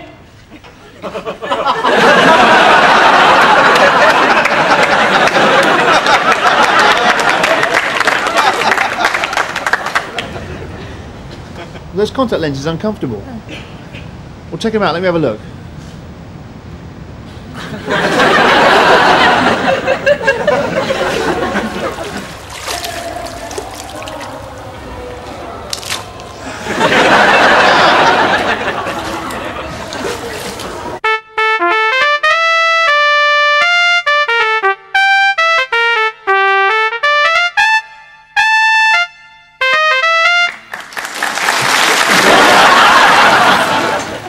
With this victory, I've finally put women's boxing firmly on the map, so hopefully now it will be taken more seriously.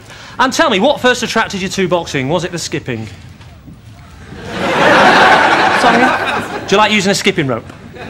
Well, I don't like or dislike it. It's just an essential part of my training. And when you are using a skipping rope, do you like to sing those little songs? What songs? My mother said I never should talk to strangers in the wood. No, of course I don't sing those songs. Look, can we just talk about the fight? Yeah, sure. Your opponent was looking very good in the early round. Yeah, she did have me quite concerned in the thirds after she knocked me down. Were you tempted at that point to just take your gloves off and start pulling her hair? I beg your pardon? You know, start scratching her eyes. What are you talking about? I'll tell you what, you look completely unstoppable in the fourth round. Yeah, I think that probably was my best round. I did come out very fired up after the knockdown. Yeah, you seem like a woman possessed. I was very fueled with aggression, yeah. I hope you don't mind me asking, but is it time of the month? Time of the month? Yeah, you just had that look in your eyes, like, you know, when my wife's rolling out the red carpet. Look, mate! Is there a lot of pressure being a female boxer? Well, yeah. You know, getting things like shorts that match your boots. You're trying to wind me up! I'm not, honestly, I'm just wondering what it's like to be a female boxer. It's exactly the same as being a male boxer. We train the same, we punch the same. Not as hard, though, eh? I could knock you out. I don't think so, do you, sweetheart? What? You want to find out? Go on then, love. Do your best.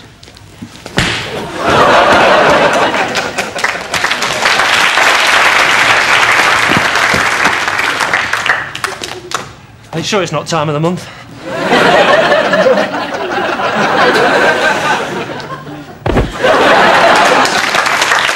And welcome to the 6th Annual Mathematicians Convention. And what better way to start the seminar than with a joke?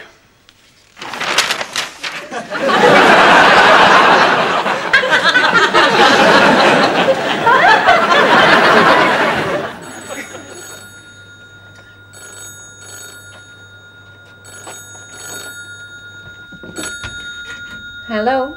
I've got your phone number. I know where you live. Do you? I'm calling from inside your house. I'm upstairs. This is a phone box. OK, scene 6 and action. We're looking for the baby Jesus. OK, let's stop you there, Emily. It's not right, is it? Let me ask you a question. What did you have for breakfast this morning? Cornflakes. No, no, no. What did you have for breakfast? Emily had cornflakes. I am Emily. No, you are a shepherd. You have to live the shepherd, feel the shepherd, know the emotions of you, the shepherd. You have to know what he had for breakfast, what his mother's called, what his wife's name is, what his father does for a living. Stanislavski states we shouldn't act, we should be. So, I'll ask you again, what did you have for breakfast? Cocoa Pops. That's it, hold it. You are the shepherd. You know the shepherd. You don't know Emily. Emily has gone. The shepherd is here. What are you having for your tea tonight, Mr. Shepherd? Alphabeti spaghetti. Brilliant. Let's go again. And the ones to watch: Lane 3, Strasskopf. Lane 2, Fleischmann. Lane 1, Tavare.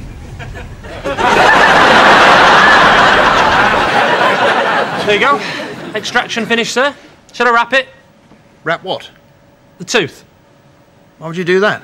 You don't want to get blood everywhere when you're taking it home. Why would I want to take it home? The tooth fairy. The tooth fairy? I'm a 34-year-old man. Don't talk to me like a child. All right, please yourself. It's you that's going to lose out on £1.50 from the furries. They don't exist. Shh! Don't you realise one dies every time you say that? There's no such thing as tooth fairies. Look, mate, if there's no such thing as tooth fairies, can you explain to me who it is that's rummaging through me bins at night looking for old teeth? It's probably foxes. Don't be ridiculous. Foxes have got plenty of their own teeth. Besides, why would they go around leaving money under people's pillows? They don't, it's your parents. How dare you? Think my parents have got nothing better to do than dress up as furries and break into people's houses? They don't break into anyone's house. Well, how do they get the money under the pillow? They don't. Look, your parents put money under your pillow. My parents put money under my pillow. So you're telling me that parents are going into their children's bedrooms at night and exchanging money for their children's extracted teeth? They're not even telling them and blaming it on the fairies? Exactly. Sounds a bit far-fetched to me. Anyway, what did they do with the teeth? Nothing, just chuck them in the bin. Oh, they shouldn't do that. That'll attract the foxes. Look. And another thing, why would the parents actually do this? I don't know, guilt? Guilt? Yeah, if they didn't give their children so much chocolate, they wouldn't have such rotten teeth. Well, you can't blame the parents for that. Well, who can you blame? Easter Bunny.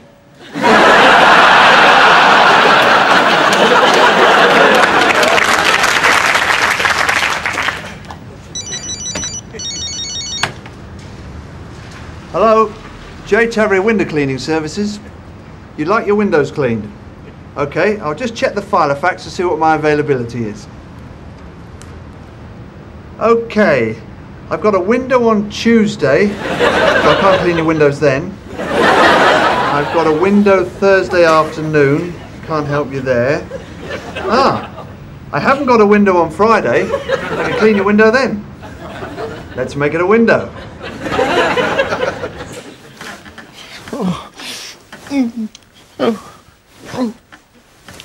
Darling? Darling? Oh, I was having another nightmare. About what? I was watching a tennis match.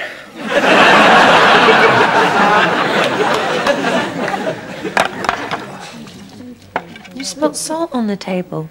So? Well, it's bad luck unless you throw it over your shoulder.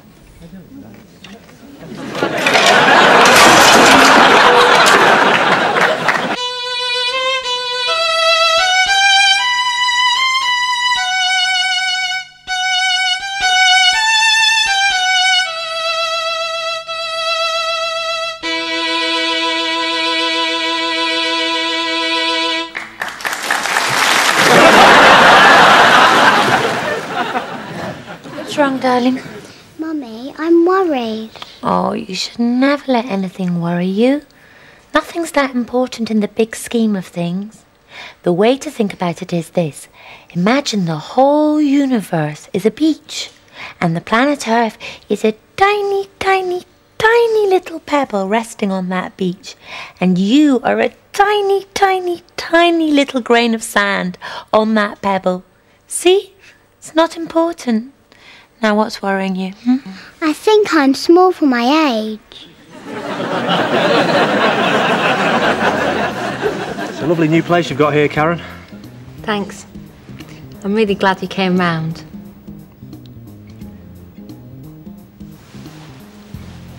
Oh, sorry. Oh, what an idiot. No, it doesn't matter.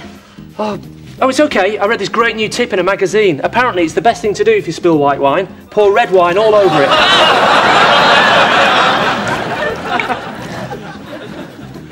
Or is it the other way round? Lane 3, Peralski. Lane 2, the big American Turner. And for Great Britain in Lane 1, Tavares.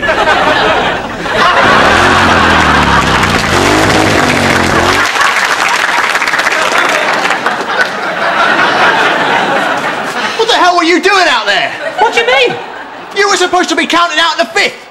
No, you were supposed to get counted out. We agreed beforehand. We did not. We said that I almost get counted out in the 4th and then you actually get counted out. No, we didn't, you idiot. Don't call me an idiot. Or else what? I'll smack you in the face. Idiot. Right.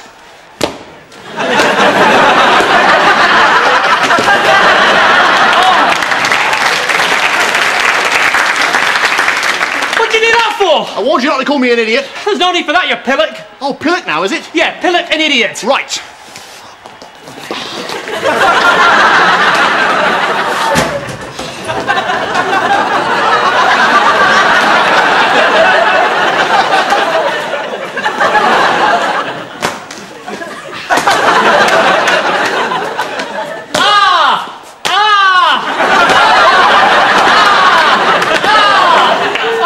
Finished. Have you?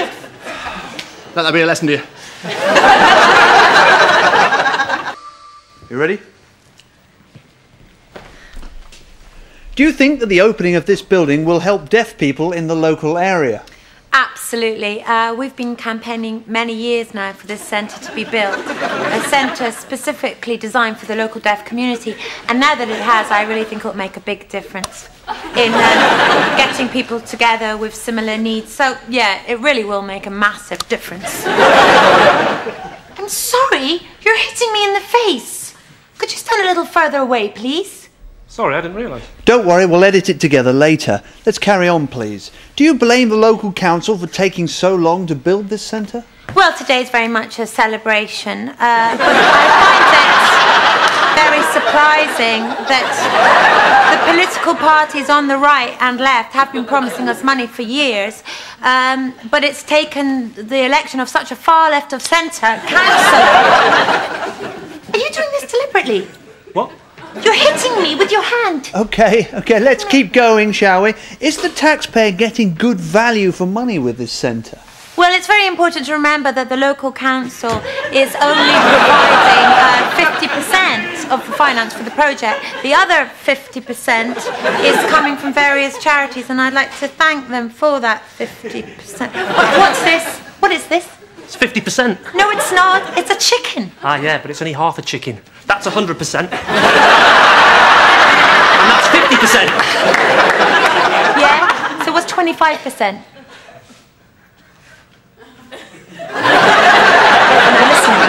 We are pressed for time here. Can we please carry on? Can you tell us what facilities the centre will have? Yes, well, it will house an extensive library which will provide fiction from leading authors. In addition, there'll be a reference section to help local students, which should be open till 11:30 every day. And we will also have computer facilities which will give full internet access to both adults and children. In fact, we're very, very keen on letting children use these facilities. And up on the second floor, you're showing 3. We're on the lower ground floor. It's 3 floors up from here. And 3 floors up from here. And 3 floors up from here. I'm in the lift. There will be a coffee and social lounge where people sit, chat and watch a bit of television, do what they want really, even show us selections from around the world. Right, that's it. I've just told you. Will there be any restaurant facilities at the centre? Yes, there will be restaurant facilities, and in fact, on the opening night, there will be a special offer. 25% off half a chicken.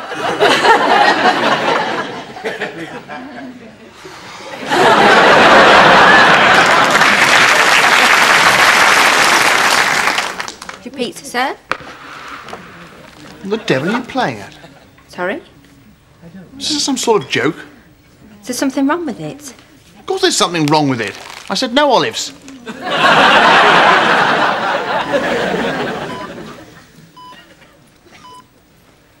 Look who we brought to see you, son. It's your favourite group. It's the Sugar Girls. They're going to sing for you. Your own personal performance. Thanks for agreeing to do this. We're just hoping if you sing his favourite song that you might be able to bring him out of his coma. Well, we'll certainly do our best, won't we? Yeah, we just hope it helps. OK. Take it away, girls. OK. 1, 2.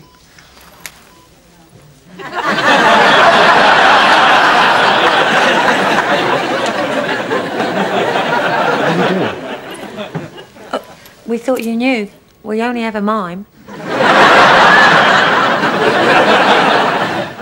So, Orson Welles' Citizen Kane, arguably the most important film ever made. Now, it's certain to appear in your exam tomorrow, so can anybody tell me, in a nutshell, the meaning of the film? Lee. Fundamentally, it explores the tension between the sexes in a patriarchal society, and the central character is representational of the sexism which was prevalent at the time. I'm not sure I necessarily agree with you on that. What do you mean when you say the theme of sexism was prevalent? Well, for example, in the scene when Barbara Windsor is exercising in the field and her bra falls off, Sid James is clearly seen... You're talking about Carry On Camping. Oh, yeah. Well, I still think that Citizen Kane has a running theme of the patriarchal society. How? Well, the director is continually using Baracus as a means of confronting the dominant figure, which is clearly the face. Baracus is seen weakened within the male hierarchy when he states, "I ain't getting on no plane, fool." Oh, no, that's the A-Team, that's not even a film. Well, which one's Citizen Kane? Citizen Kane, as you should know by now, is the classic narrative of a man's greed consuming his moral integrity. He treats those around him as if they're animals. Indeed, he does help those unfortunate creatures, but only in a manner which suits him, in his role as private investigator on the case of a stolen dolphin. Isn't that Ace Ventura Pet Detective? Possibly. Hello, madam. And where have we just arrived from? Amsterdam. Now, are you aware it is forbidden to bring any dairy produce in from Holland? Oh, yes, yes. What's this? It's a tub of I can't believe it's not butter. Look, please don't arrest me. I won't do anything like this again. It's all right, madam. This isn't butter. It's I can't believe it's not butter. Now, and what have we here? Oh, it's nothing. I can't believe it's not heroin.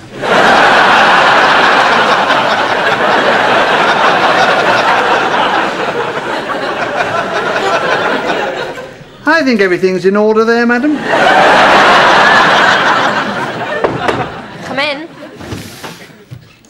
Ah, Mr. Vine. Hello, Doctor. Have you brought something for me? Yes, this. Blood. Blood. Blood. Blood. Blood. Blood. And what's that? It's my blood sample. Oh, I can't wait to see your new boyfriend. Oh, I've got a photo of him. Great.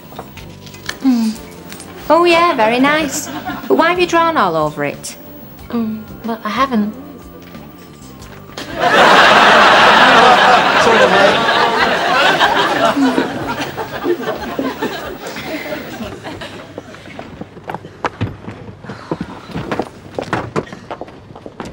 I can't stand these conference calls.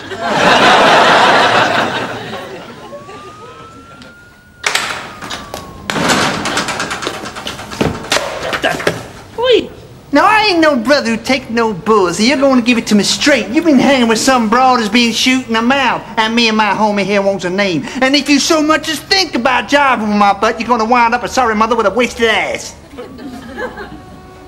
Sorry? You better start talking, homie. I didn't understand what you said. Listen, brother, we don't want to have to come down on your sorry white ass, but if you don't start barking soon, we may have to get a little bit busy with Mr. 9mm, you dig? I'm sorry, I'm really not getting any of this. I think he's having trouble understanding us. I am, yes. Well, can you hear me now? I could hear you before, I just couldn't understand what you were saying. Well, it breaks down like this. When a dude's with a cat from the hood, we're cool. You dig? But let me ask you, brother, can we be seen taking shit off a hoe? I don't know anything about gardening. Just tell us which cat you've been kicking with, Mother. I haven't touched your cat. Or your mother. I don't know what you're on about. You really want some Humry from the hood to put a cap in your face? Is this something to do with a hat? He's jabbing with us. I said, let's bust his ass. Because I did find a hat the other day, but I handed it in. Look, where can we find the pussy? I haven't touched your bloody cat, I've told you. Listen, if you're going to play muchos problemos, it's going to be hasta la vista. You hear what I'm saying? Start barking pronto. Great Spanish, that's really helping. You know, be giving us this, Mother. Now, we don't want to unload in your face. Oh, good. So we're going to cut the deal right now, like this.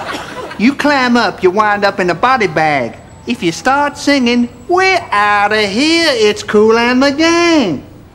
So you want me to sing something by Kool and the Gang? Waste him. You better think long and hard about what you say next or else your ass is going down. So what do you say? Cherish the love we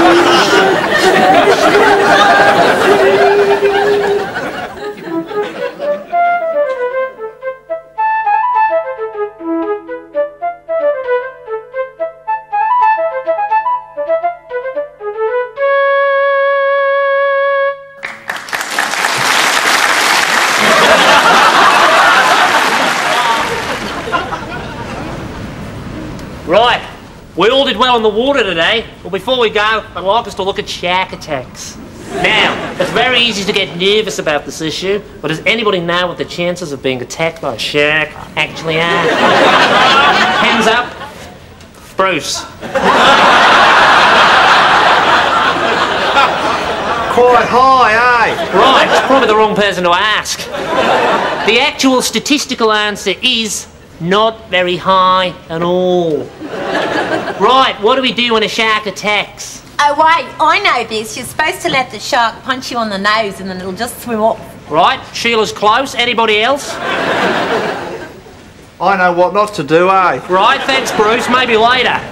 Okay, you're supposed to punch the shark on the nose, but only if it's a hammerhead shark. Easy to remember, hammerhead shark. Hit it like a hammer. What if it's a tiger shark? Do you put your head in its mouth to show you're not scared? No, Marlene, that's a tiger, not a tiger shark. Ah, yeah. What? You're supposed to put your head in a tiger's mouth? Yeah, but not always, though. When don't we do that? Come on, folks, this is easy. When it's wild. Ah. We only put our head in its mouth if it's in a circus. And even then, only when what? Only when you work for the circus? Good, Bazza. Not if you're a paying spectator. The line time is using you for audience participation. That's a good question, Marlene. In that situation, we can do it because of what? Come on, folks, we've done this. The natural social hierarchy of the performer-spectator relationship. Which brings me on to clowns. What do we do if we're attacked by a clown? You punch the clown on the nose. No, Bazza, no. Not even if he's threatening to throw water at you. Remember, it's confetti. Do not be goaded by the clown. When can you punch the clown on the nose? Never.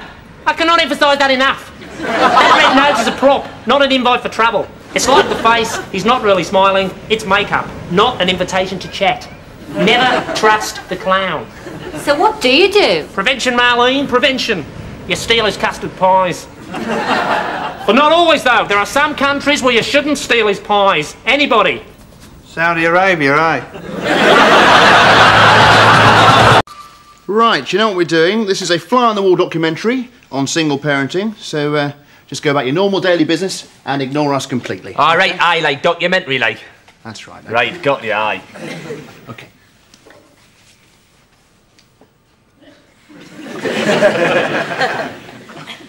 Are you okay there? I'm waiting for you to say go. No, don't do that. Just ignore us completely. Go about your normal daily business. All right, aye, documentary, like. Yeah, this is a documentary. Right, I like those.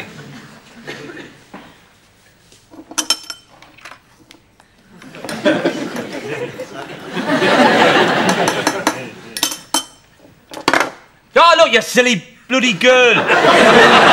You've spilt the milk, which is understandable considering your mother's left and you're feeling vulnerable. You see, that's what happens, you see, when the female influence deteriorates. Can I just hold you there? If we weren't here, what do you think you'd do in this situation? I'd probably shout at her. Right, well, do you want to just do that then? All right, aye.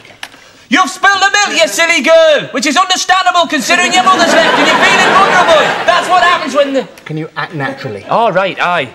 My daughter's just spilt some milk and I'm not happy. Not to the camera. Right. Oh, You've been naughty, so get to your room. Okay. No, love, when I said that, I want you to go. No way, you old bugger. It's your fault me mum left. You were sleeping with me auntie. Stop! I don't think this is going to work. I could pretend I've just found out my 6-year-old daughter's getting married. Let's go again. Stand clear. The vehicle is reversing. Stand clear. The vehicle is reversing. Stand clear. You can't wear that jumper with that skirt. Last orders.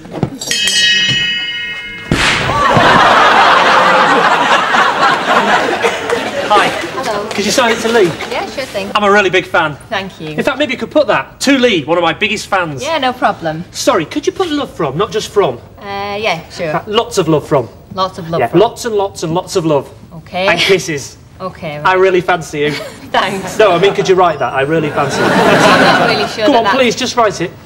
Okay. No, not there. After the one of the biggest fans bit. In fact, change that to the biggest fan. No, I'm glad someone so good looking is my biggest fan. Look. Please, just go on. All right. To Lee, I'm glad someone so good looking is my biggest fan. I really, really fancy you. Lots of love and kisses. Catherine Zeta-Jones. I'm not. Just write it.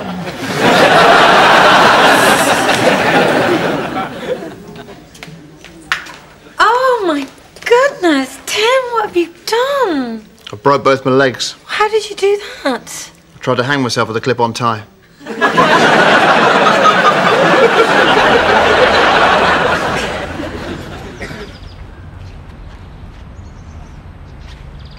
Come on in.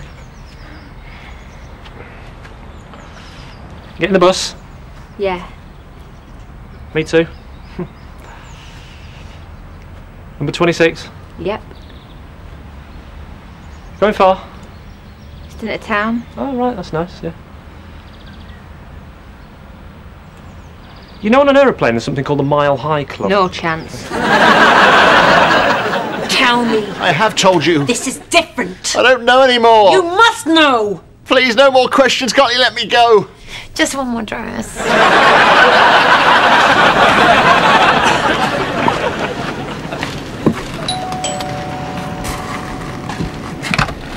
Oh, hi. Can you come back tomorrow? I'll have the rent money then. Yeah, sure. I wasn't actually calling about the money. No? No, I was just checking to see everything was all right. Yeah, everything's fine. Can I come in for a quick chat? It's a bit of a mess, actually. I was going to clean up today. You're sure everything's all right? Yeah, honestly, everything's fine. Okay, then I'll call back tomorrow. Okay, cool.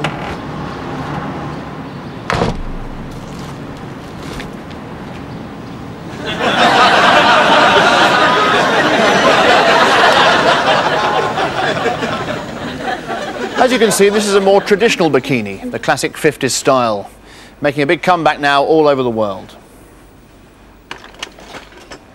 Number 7 is the ripple bikini, so called because of the rippled seam that runs along the straps. It's functional, but it's also very attractive. I don't know how that got in there. Okay, back to work. It's a nice bike.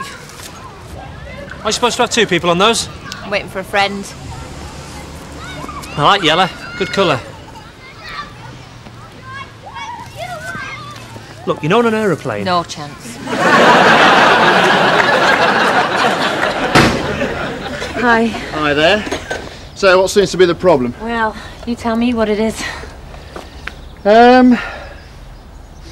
Is it an engine? Well, of course it's an engine. What's wrong with it? Oh, okay. Well, it's quite dirty, isn't it? There's lots of grease and stuff on it. Because an engine is supposed to get dirty. I want you to make it go. Oh, okay. Come on then, what's this? What's this? Come on, what are you doing? Come on. It's a car, not a donkey. I'm sorry, I used to be a vet.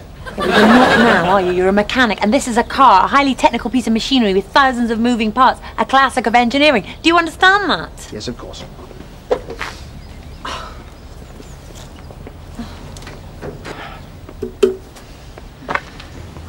Come on then. What's this? What's this? Come on. Come on. Right. Now, today we're going to do some trust exercises. And you can't do anything in life unless you trust the people around you, least of all a stage play. Right, so Simon, can you come and stand facing the wall, please? And everyone else just gather round behind him with your arms outstretched. Okay, lovely. Now, Simon, if you just close your eyes and on the count of 3, gently fall backwards. 1, 2, 3. It's the greatest lesson you'll ever learn. Never trust anyone. They'll lie to you and let you down. And then leave you for another woman.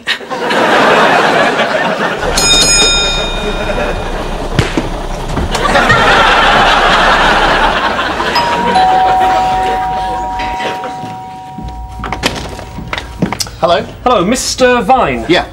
Yeah, I'm from the Environmental Health Department. We've been getting complaints that your fridge is making a lot of noise. My fridge? Apparently it's unbearable for your neighbours and they've demanded we pay you a visit. My fridge doesn't make any noise. Not what we've been told. It's completely silent. I mean, it makes a very low hum, but I think that's normal for most fridges. I'm going to have to take some readings. Sure, come in. I can't understand it. I've had it for about 6 years. Never had a problem with it. Do you mind if I take a look inside? Be my guest. I got it off my brother-in-law.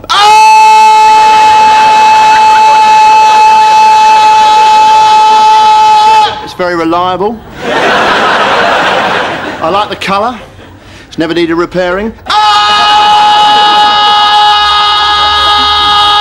It's always at the right temperature. So I can't see what the problem is.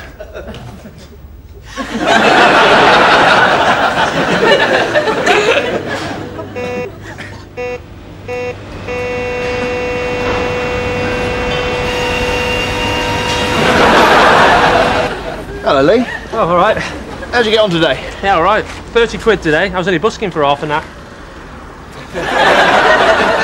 Hour. It's absolutely fantastic. I tell you what, you should try it sometime. It's working. It's absolutely great. My girlfriend doesn't like it because she says it's not a proper job, but I just think, well, if you're not enjoying yourself, what can you do in life? It's brilliant.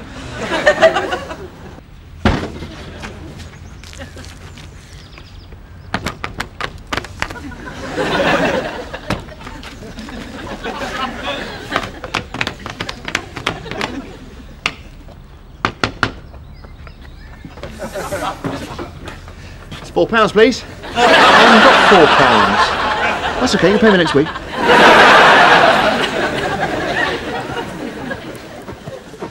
No chance. Do you do pork scratchings? Yes, we do. He's got an itch behind his ear. Right, poster campaign. As I've said before, we want provocative, we want contentious. Reverend, what have you got for us? Well, I thought long and hard about what you said, and I came up with this. Heavens above, are you listening? Yes, good, but I wonder, can we push it a little further? Of course we can. What in God's name are you doing? Yes, good, I like it, but I still wonder, can't we nudge it that little bit further? I think so. For Christ's sake, believe! Excellent, I think that might be the one. Hang on, wait a minute. To all sinners, God damn you! Magnificent, now you're talking. That certainly packs a punch. That'll be the one we use. Hang on. Thieves, whores, sodomizers, repent now or else, and we're not joking. Jesus gave his blood, so bloody well give it to Jesus! Yes, you! Get in this church now! Get on your knees and pray, or you're dead! Hey, ugly! You don't believe in God, and that's why you're ugly, you ugly get! Let's not be arseholes! Let's save our souls! Hey! Stop titting about, knobhead, or you'll go to hell! Hi. Hi. My name's Lee. Who am I talking to today? I'm Karen. Hi, Karen. I'm the local sales rep from Individual Cards. Would you mind very much if I show you a sample from our latest range? I'd rather not, actually. Great. Now, picture the scene. It's Christmas Eve and Dave's mum's not well. Oh, he comes in here. Uh-oh, confusion. What's he going to do? Get her a Christmas card or a get well soon card? Well, now there's a card for both. Sorry to hear you're not feeling well at Christmas. See? Make the cards more specific. Happy Easter, and we're sorry to hear that you fell out of a tree. might, but I'm not really that interested in Can it. I read you a saucy card? No, thank you. Super. Sorry to hear about your operation, but look on the bright side. It won't be the first time you've lay on your back whilst a fella fiddles around inside you. I don't really think that's appropriate. Of course it's not appropriate. And why is it not appropriate, Karen? Because it's not specific enough. Sorry to learn you're having your hip operation, Nan, especially on your Ruby wedding anniversary. But look on the bright side. It won't be the first time you've lay on your back whilst a fella... No, thank you. OK, they're very nice. They may be removing a kidney due to severe inflammatory disorder on this very special Pancake Tuesday. But congratulations on passing your driving test. Look, I'm really very busy. Just heard you've been injured by a flying sheep. Look, they're very nice. I'm sorry to be rude, but I'm not interested. I'm very happy with the supplier I've got now.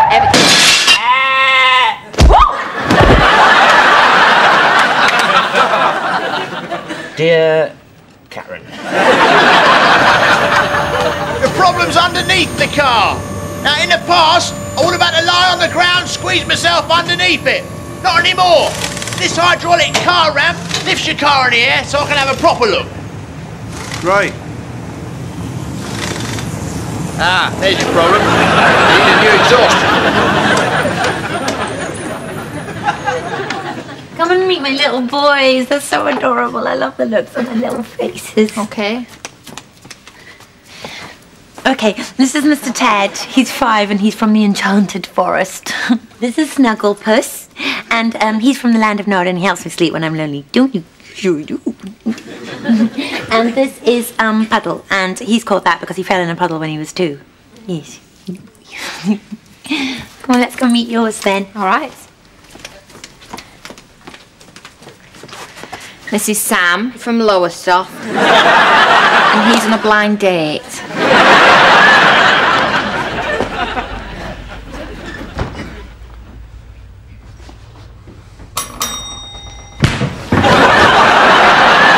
Tried that suit on yet?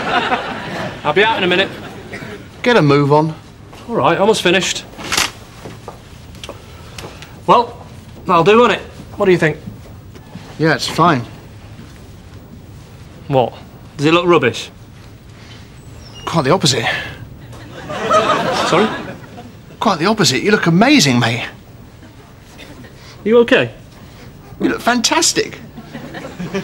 Well, it's all right, I suppose. All right, it's more than all right. You look... Look what? You look like a prince. You're going to be wearing the same thing. Am I? Yeah. We can look like a pair of princes. We're going to be turning heads. Well, it's going to be like a fairy tale.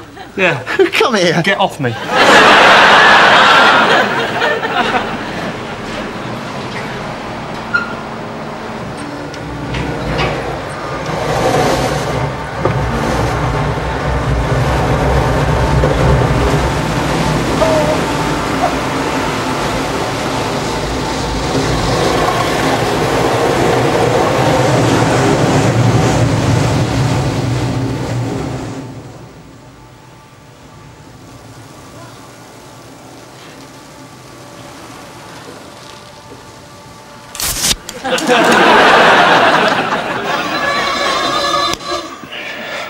I do love the lake this time of year.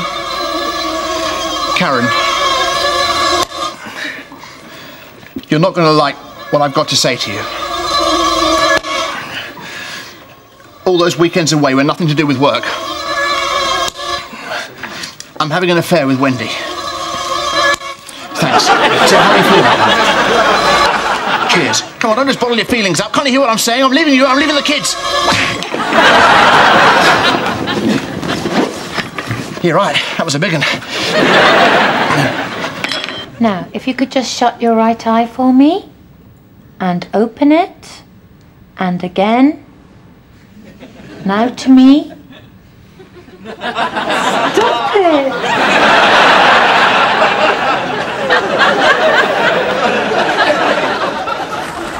Morning. Morning. He's been free for ages, you know. Sorry? He's been out of jail for over 10 years. Who has? Nelson Mandela. So? Bloody kids.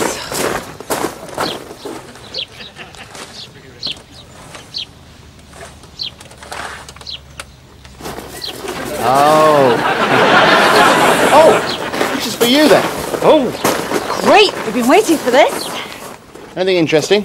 Yeah, it's our campaign leaflets. Trying to get rid of that Margaret Thatcher.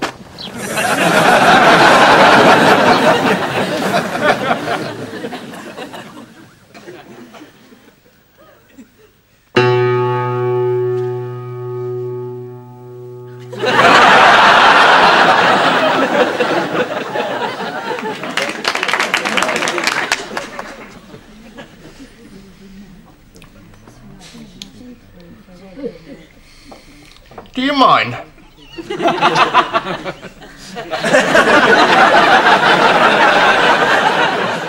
Hang on a minute, isn't he the one that you know? Shush.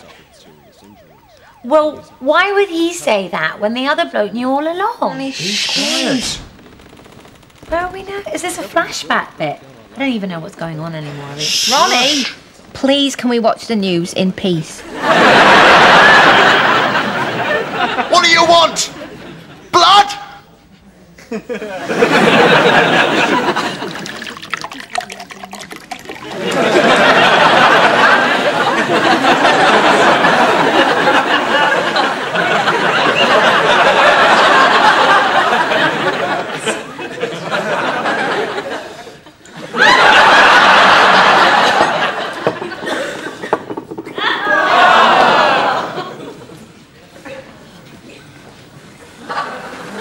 Do you go on many blind dates? No. I'm glad you responded to my advert, though. Well, it certainly stood out from the others.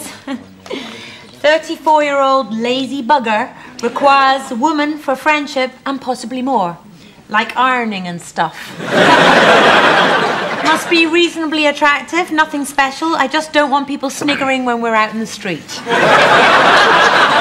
Fancy a cake? We haven't had our main courses yet. As a starter. No, thanks. I'm fine, really. Go on. No, really, I'm fine. I'm My okay. treat? No, really. Of course you're not fat. Can I take your order? Madam. Hi. Hi. Yes, for the starter, I'll have the carrot and tarragon soup, please. Okay. Sir. Cake. As a starter. Just write it down. Main course? The seared lamb with warm borlotti bean tabbouleh. Tell me, does that contain bulgur wheat? Yes, it does actually, yes. Well, I'll have that then. Okay. A fine choice. Tell you what, why don't I have that with the Brinagé sauce? Yum yum. Sir. Yes. Tell me. The tagliatelle with baby clam chaffilia and mange tout. Does that contain any chocolate? Chocolate, no. Then I'll take the cake. I'll tell you what, I'll have that. The custard sauce. Yum yum. Dessert. Cake. Madam? Do you have any tarte citron with creme fraiche? Yes. I'll have that. Sir. Have you got any mocha roulade with raspberry coulis? No. Good, I'll have a cake. If you're having cake as starter and main course, I think the cake will then be finished. We do have sorbet. What's that? It's a kind of frozen fruit. A sort of fruit glacé. Serve sur l'assiette pour moi. Après c'est le restaurant excellent. Piss off. Look, why don't you have it? You'll like it. Really, it's nice. All right, sorbet. Oi! With custard. Fancy coming back to my mum's later? Have a cake. Do you live with your mum? Oh, yeah. In fact, it was her idea to put that advert out. Do you know what she says? She goes, Lee, you need a woman in your life. I can knit your jumpers, I can darn your socks, and I can make your soup on a cold winter's day. But you can't stick your finger up my bum.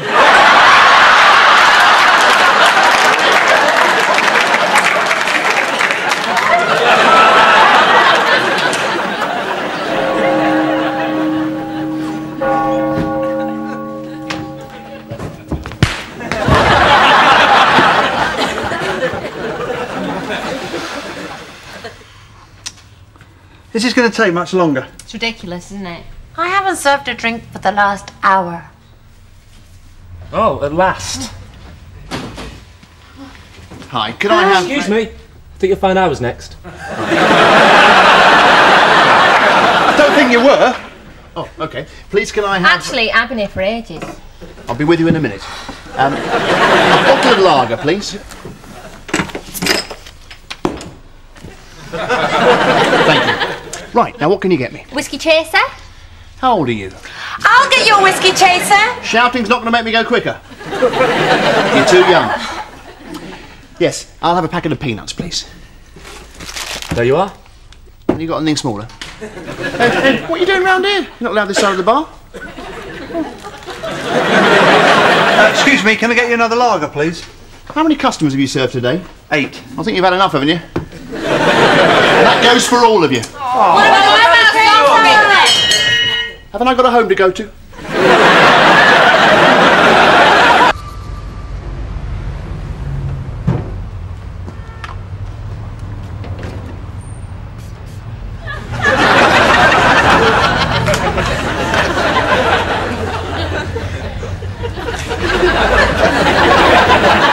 Don't worry, this is the best thing for a loose tooth. My dad used to do this to me all the time.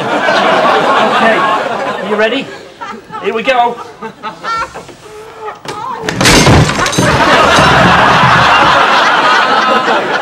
I don't think that one's ready to come out yet. Howdy, Tim. Mandy says meet her at Epsom Clock Tower by sundown. Y'all make sure you're there. What was that? It was a text message.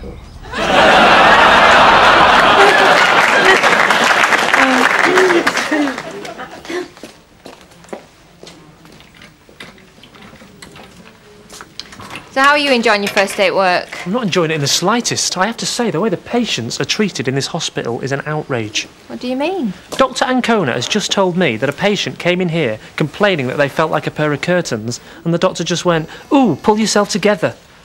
The way people are treated in this country with mental illnesses is just disgraceful. I think she was telling you a joke. It's not true. A joke? Yes.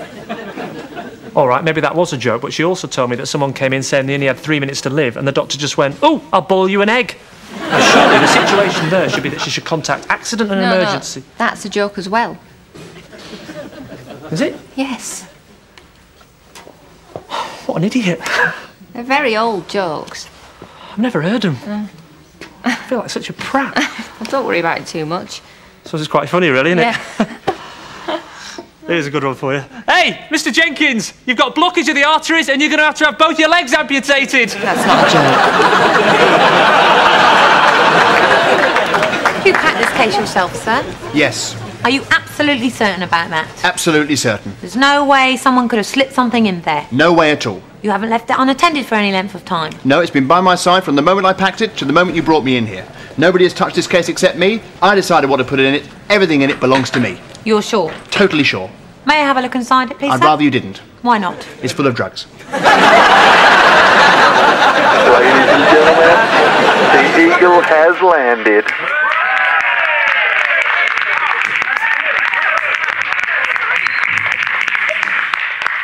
Neil, this is Houston. You are now linked up live to the nation. Okay, thanks, Houston. Oh my God! Oh my God! No! No! What is it, Neil? Nothing! Just my little joke. Get on with it, Neil. Okay, on this historic occasion, I would just like to say, this may be one small step for man. You still with us, Neil? Yeah, I'm sorry, I forgot the next bit. This may be one small step for man. Look, Mom, I'm on the moon. No, that's not it. This may be one small step for man. Way! Jeez, what is it? Neil, can you please hurry? Shut up, I know this. I've been to Button Moon and I followed Mr. Spoon. Neil, just say anything. Okay, I am Neil Armstrong, and as I look down and see you all so many miles away and yet so close to my heart, I say to you, Earthlings. Earthlings? Who the hell do you think you are? I'll tell you the hell I am. I'm Neil Armstrong, king of the freaking moon. who the hell are you?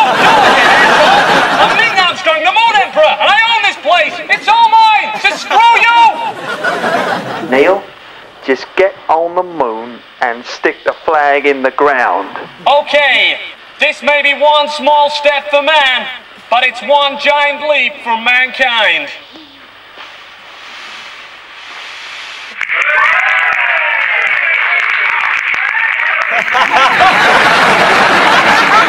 Houston, we have a problem.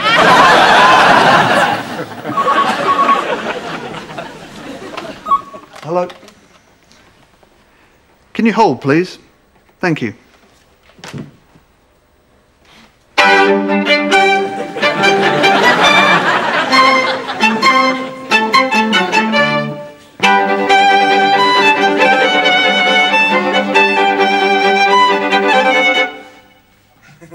Please hold, your call is important to us.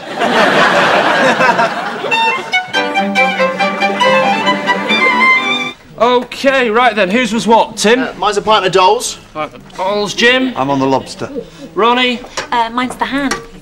And Karen? Pint of dice. And a pint of clocks for me. Cheers! Cheers! Here's to the Surreal Ale Society. The important thing to remember is that children deserve just as much respect as adults. I think it's when we start treating them as inferior, that's when we're on the wrong track. And that's when all the problems begin. Give. You know, I think some parents are so wrapped up in their own world they can't see the mistakes they're making. Fetch! It's sad, because children deserve a lot better than that. Will you marry me? What?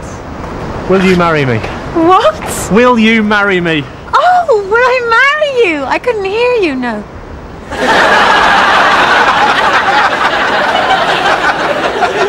Is it all right if I bring on my travelling chess set? Yeah, of course it is. Come on!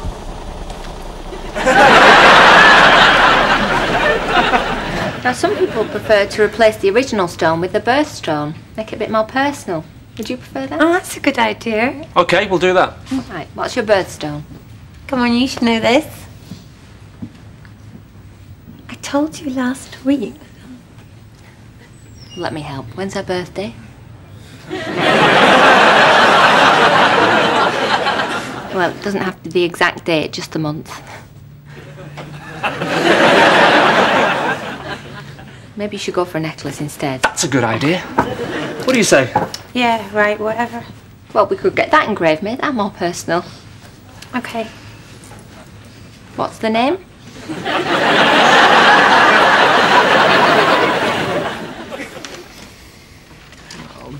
Dear, oh dear. What's the matter, Tim? Oh, hi. I just can't decide whether to marry Debbie or not. I can't seem to make a decision one way or the other. Well, what are you doing to help you come to a decision? Well, the only thing I have done is I've made a list of pros and I've made a list of cons. There are 20 pros and 20 cons, and I'm trying to weigh them up. Would you want me to go through the list with you? Would you? Yeah, sure. So you give me the pros, you have the cons, I'll read a pro, you read a con, and we'll alternate like that. Anything strikes me, I'll let you know. Okay. I'll start. She loves me, and I love her. She murdered her fourth husband.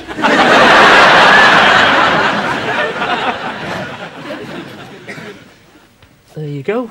Daddy, will you tell me a bedtime story? Of course I will. Once upon a time, there was a man called Freddy Krueger. Right, we're the most notorious banknote forging gang in the country. If we want to stay that way, we've got to cut our costs. Accounts, how much is it costing us to forge one £10 note? £12.37. Which means we're making... A loss of £2.37 on every note. Exactly, so I'm open to any suggestions to help us save money. Fingers. If we paint on the number 20 instead of 10, then on every note we should make a profit of £7.63. Brilliant, that's why I hired him. I'll have to run it past our art department. Brushes. Yes, boss. Can you change a 10 to a 20? I don't think I've got any money on me. You have to remember that a £20 note is bigger than a £10 note. Wait a minute, stationery's got a point, but I don't think it matters. I didn't know there were different sizes. I don't think Joe Public will either. And by the way, when you're getting paper, can you make sure it's plain? That graph paper isn't working. Plain paper is more expensive than graph paper. OK, split the difference. Stationery, keep getting graph paper. Brushes, stock up on Tipex. Yeah, well, Tipex is hardly cheap. Back to square one. If only there was some way of at least breaking even. Why don't we circulate genuine £10 notes? Then, that way, we'll spend just £10 on every note. We'd be lost without you. It's radical, it's cheeky, it's in. But remember, everyone, not a word to the cops. And now the shipping news. German bite, east 5 or 6, veering southwesterly. Cromarty north, easterly, becoming variable 3 or 4. Does that affect us, Captain? I can never understand these things.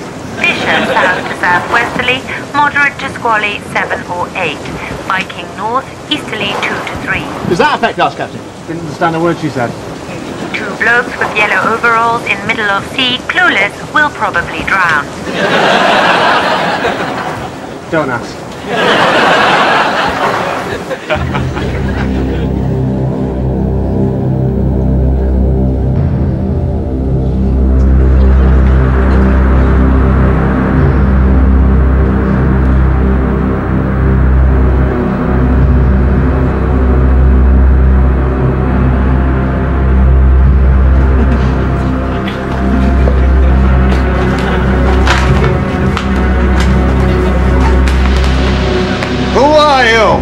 I'm Buffy, the Vampire Slayer. Hello, sir. This won't take very long. Do you mind if I talk to you about Jesus? No, thank you. Would you like to buy a tea towel, J-cloth, ironing board cover? No, thank you. Pizza! What? I brought you pizza. Sorry, no garlic bread. I didn't order a pizza. Could I read your gas meter? You're from the gas board? No, but I could just read it anyway, you know, just for a laugh. No, thank you. Could I borrow a cup of sugar then? I've just moved in next door. Have you? No. I'm a plainclothes police officer. I'm afraid your wife's been run over by a steamroller. Oh my God, has she? I'm so sorry, yes. Oh my God. I do find at times like this it helps to talk about Jesus. You better come in.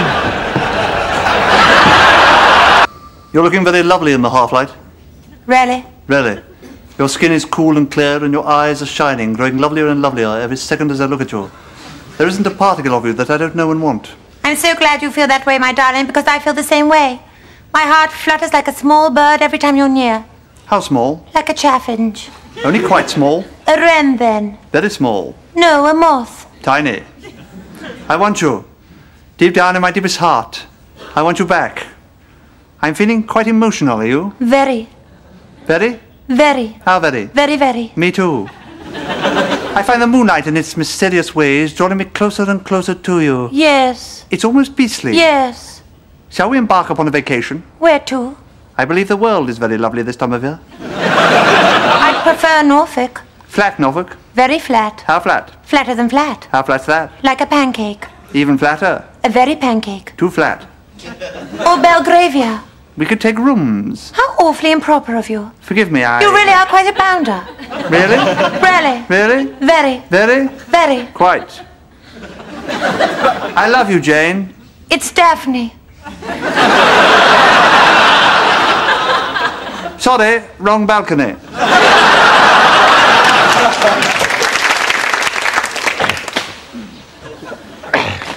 Lee, what are you doing? Trying to get conkers. What are you talking about? They're all over the floor here. Oh, yeah.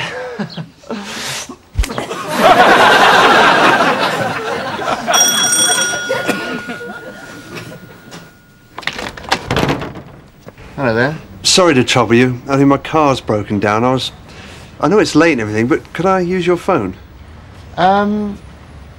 Yeah, come on in, yeah. It's just there.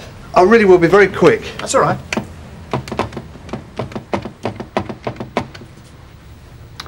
Hello? Jim? Yes. Yes? Yes? What are you wearing?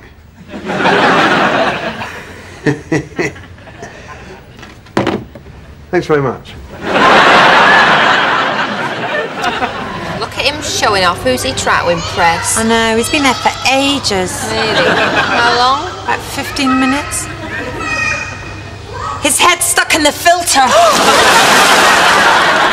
Hi, I'd like my watch fixed, please. I'm afraid we're closed. I thought you were open till 5:30. We are.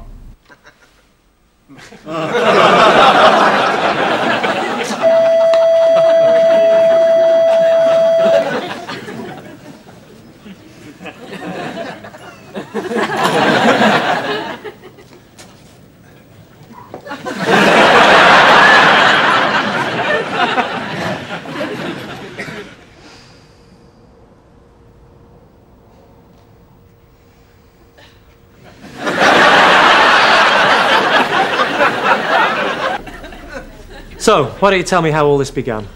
Well, I think my eating disorder started at an early age because even then I always felt unattractive.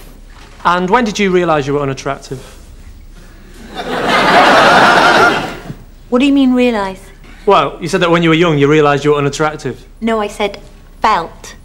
Felt, realised, whatever. Well, there's a big difference. Is there? Yes, felt means I was imagining I was unattractive. Realise means I actually was unattractive. Okay, when did you become aware that you were unattractive? Aware's the same as realised. Is it? Anyway, how do you feel now?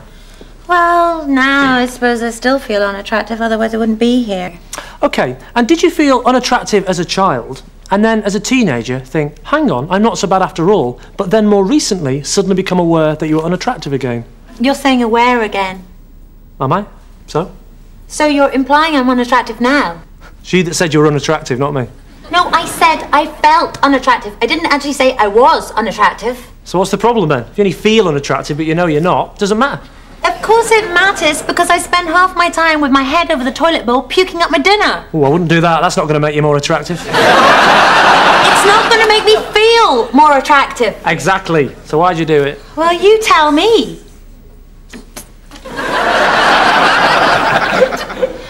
I do it, I suppose, because I think I'm fat. Ah, at last. The F word.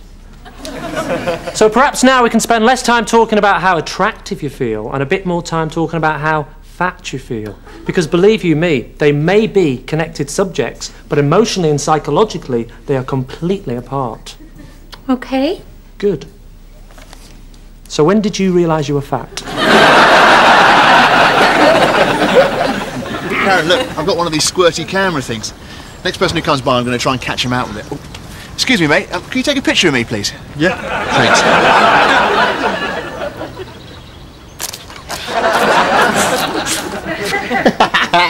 Fooled you there, didn't I? I didn't do that right, did I?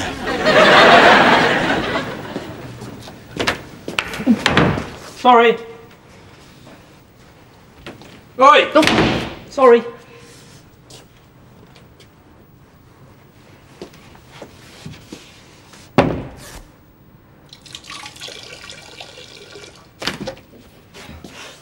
Sorry, mate. Have you ever been to Brazil? No, I haven't, no. Rio, Ipanema, Copacabana? No, I haven't been. What's it like? What? Brazil. I just told you I haven't been to Brazil. What's your favourite part?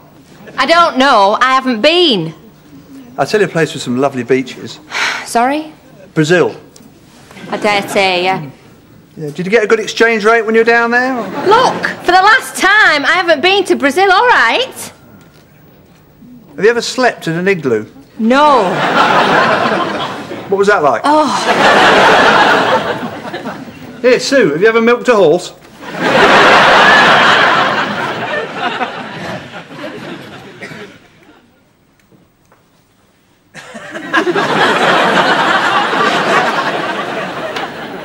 Another day done. Always a relief to get this silly wig off at the end of the day. Good night, gentlemen.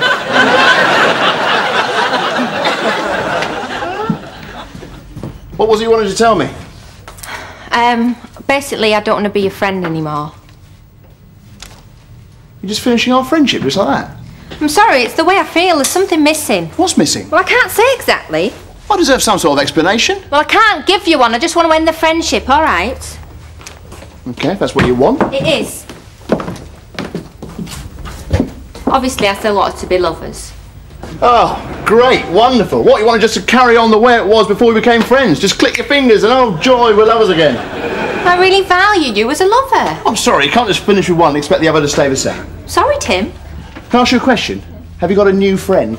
Well, I've met someone, but it's purely sexual. Ah, I don't believe you. No relationship, it's just sexual. I swear to you, it's just sex, you know, rolling around with nothing on. Oh, right. So you've never spoken to him, he's never spoken to you? Stop asking questions. I knew it, it's platonic! I don't want another lover, I've got lovers coming out my ears! I want a friend.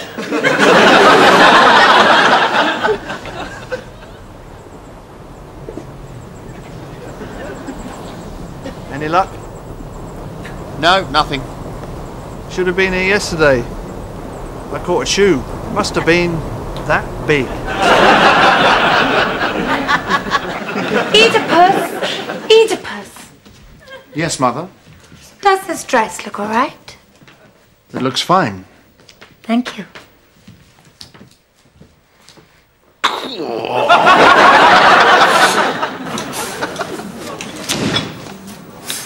Hello, I'm your waiter today. My name's Betty. You sure don't look like a Betty to me, no cotton picking way. Oh, you tell him, sweetie. It's not my real name. The real name's Elizabeth. Yo, Betty, why don't you stop chewing the fat and you rustlers me up some of those fine-smelling eggs? Hey, and thou, make sure they're easy over easy. Betty, why that's a pretty name and all, but Elizabeth's the name for a lady. I am a lady, yes sirree, Bob, make no mistaking. I ain't never seen like it all my life. Cupcake, how'd a pretty little girlie grow up to be such a brute? Yeah, what's the deal, flat-chested Betty? Yo, never mind the chit-chat about the ugly broad. What about my eggs? Come on, move your cute little ass. See, I haven't always been a lady. I've been going through a process of change of late. So what was your name before Mr. Scissors got a piece of the action? The name I used to have when I was a good old regular guy was Janet. Yo, I'm starving over here, Mr. Janet. What am I, the invisible man? Come on, all this beauty, it's giving me an appetite. Say, Betty, how come such a hunky-dory little stud muffin like you got christened Janet? Oh, no. My mom and papa never called me Janet. That was a name I was just trying out for a while, till a truck driver named Deke said Janet was just too plain a name for a princess like me. I'm starting to get confused and a little scared by the baldy-looking lady. Yeah, come on, Betty, just what was your proper godly man-fearing name before all of this hullabaloo? The name my mom and papa gave me was Bobby. Well, cut off my legs and call me Shorty. That's more like it, Bobby boy. Honey, I certainly do feel a lot better now I know the freak's proper name and all. What the hell is this Janety Robbity Bobbity Boo? Wait, still way over here. Come on, move your cute little ass, because I'm telling you, if you don't serve me up some of that sweet-smelling quaffy, I'll slap your perfectly fine little tush. Bobby's a pretty name and all, but I'm going to give you your full title, my little sweetheart. I'm going to call you Robert. Oh, no, ma'am. Bobby ain't short for Robert. Bobby's short for Bobolina Fruity Sugar Plum.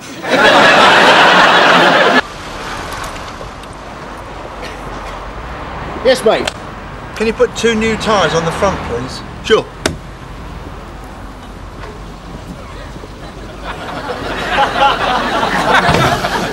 Where you go? Thank you. Oh, yay! Oh, yay! Oh, yay! Oh, yay! Ole!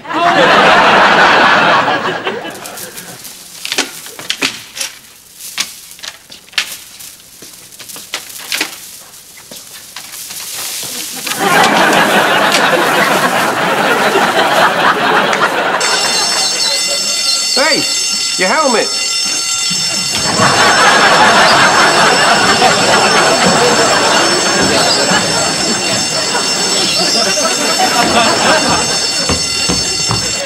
I'm absolutely hopeless with computers. I'm totally clueless. I wouldn't know a website if it got up and smacked me in the face. I know exactly what you mean. I know. I'm the same with video recorders. Oh. I cannot program one to save my life. Video recorders, isn't it? I can't even barely turn my TV on. Oh, you're lucky I can't even find my telly. It's pitch black in my house. I can't use light switches. I don't know how they work. Oh, no. You're lucky you can get into your house. I'm terrible with keys. I've never got the hang of them. Never. I'm the same with What I we can't even like? find my house. I can't use numbers. How does that all work then? What's all that about? We like, drinking. I never got the hang of it. No, I I'm can totally imagine. hopeless. Oh, Smith. eating, you see. I never really got my head round it. Don't know how it No, what works. we What like. I don't know. dear. And it must go. Okay. See you later. Oh, Not still looking for a job, are you, Tim? Yeah, I am, yeah. There's quite a few possibles. Oh, here's one. Person wanted to put crosses through newspaper adverts. No, that's not me. Happy birthday, my little customs officer. Thank you, love. Did you pack this present yourself? Yes. Now, have you left this present unattended at any time? I just left it in the kitchen for a couple of minutes before you came in. Any electrical appliances? Not this year, dear, no. Thank you. Oh, and I've got another surprise present for you, but I'm not going to tell you where it is. Excellent. I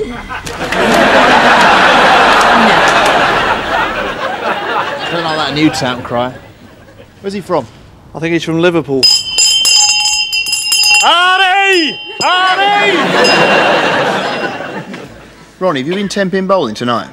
Yeah, I have. How did you know that? You've still got your bowling shoes on. Oh. You idiot. How did you manage to forget that? It's not hard, is it? When you start, you hand in your shoes, they hand you the bowling shoes. And then when you finish, you hand back the bowling shoes and they hand you back your shoes. Honestly.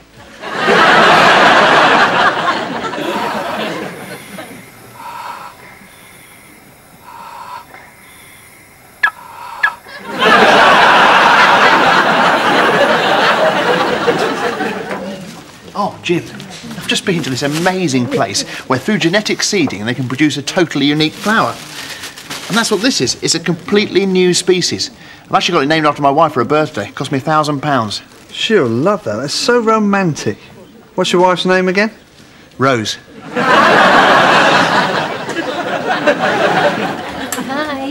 How are you? Oh, wow, you look fantastic. It's amazing. How'd you do it? Well, I'm on the special blood-tight low-carb diet of steamed vegetables and fish. I do 2 hours of high-impact Pilates every day and an hour's kickboxing session every other day. Transcendental meditation, of course.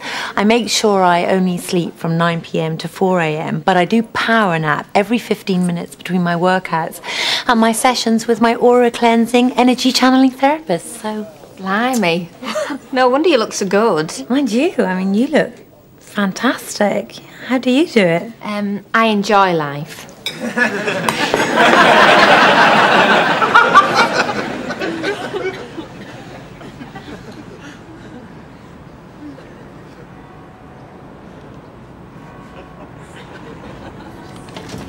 Get out. Pull your back.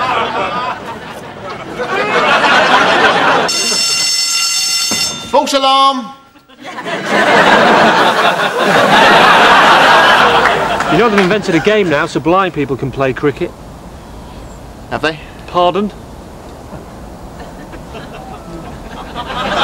That makes sense. Oh, yeah. All right, what about this? You know they've invented a game now so blind people can play cricket. Have they? Oh, yes. Okay, Mr. Tamara. Can you tell me how many dots you can see on this piece of card? 17,653. Wrong. 4. But I'll tell you what, you can't half-count quick. Right, see you tomorrow then. See you tomorrow then. Oh, no, I'm not in tomorrow. Are you not? No, day after tomorrow. Oh, when will I see you then? It'll be a day after tomorrow, won't it? Well, I'll see you then. See you Friday. Oh, no, because Friday's Good Friday. Oh, so when will I see you then? Saturday, Sunday. Monday's bank holiday. Monday is bank holiday. So see you Tuesday. See you Tuesday. All right, bye. Oh, no, Tuesday we're all off. Oh, so Wednesday, I'll see you Wednesday. Yeah, it won't be till Wednesday, will it? Wait, tomorrow. Oh, what a long time. Yeah. Oh, no, because I'm off on holiday on the Wednesday. Oh, when do you get back? 13th. All right. Bye. Bye. Oh, no, I finished work on the 12th. Oh, I'll never see you again. No. Oh, bye then. Yeah. No, well, we're about to take off, so I'll call you back. All right, bye. God, mobiles, eh? Can't live with them. Can't stop them ringing. I wouldn't know, I haven't got one. You haven't got a mobile? You haven't got a mobile? Well, you're a bit of a one-off. Still, I expect people just page you, do they? I haven't got a pager. You haven't got a pager? You haven't got a pager? Well, mind you, just email people on your laptop, do you? No, I haven't got a laptop. You haven't got a laptop? You haven't got a laptop? What do you play your video games on? You haven't got any video games? How do you relax? Well, I try to read the paper. Besides, don't you find all this technology gets in the way of things? Like what? I don't know, friendships. I wouldn't know, I haven't got any friends. You haven't got any friends? You haven't got any friends? Still, leaves you more time for your family. I haven't got a family. You haven't got a family? You haven't got a family? Still, at least you got your health. You haven't got your health. Still, there's more to life than health. I haven't got a life. You haven't got a life! You haven't got a life! What have you got? Got a mobile.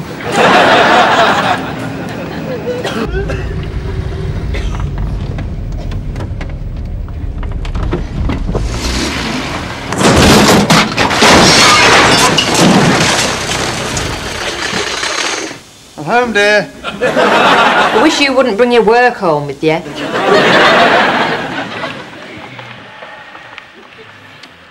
Oh, I really don't have the shoes for this.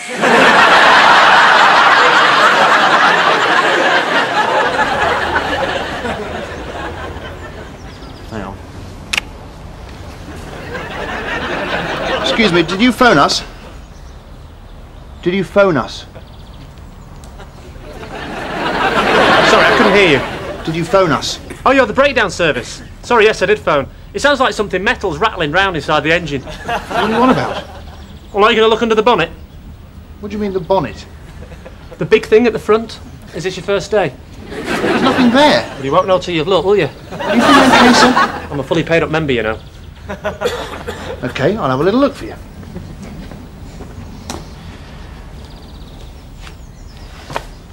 Oh, look! There's a spanner in there. Let's have a look. I can't see.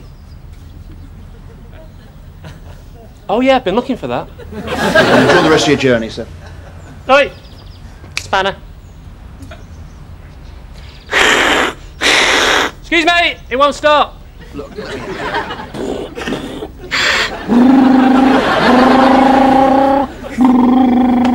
That's just you making a funny noise with your mouth. There's nothing I can do for you. So there's no way you can get this car to start? No! Well, you know what that means, don't you? I'm a Premier member. You have to take me home. Carlisle, please.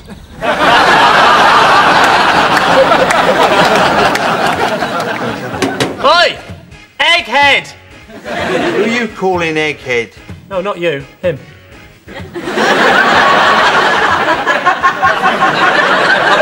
I know I ain't no great success story. Look at me. What am I, a two-bit private dick who spends half his time dodging the bullets, the other half dodging the law? Yeah, sure, I ain't no superhero. Okay, so I smoke too many cigarettes and I drink too much bourbon. And you stink.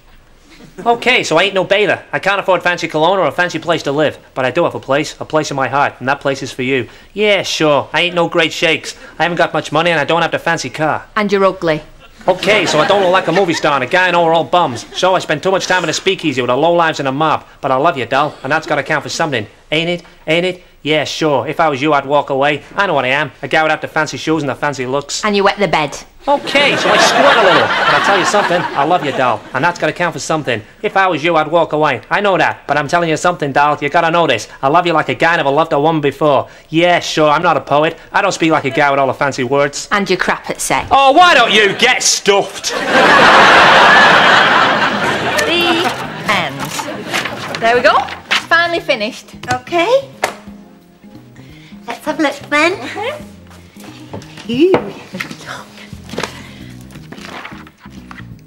Black satin sheets. Oh, come on, Karen, show some imagination. A lot of people like that. It's very romantic. If you say so.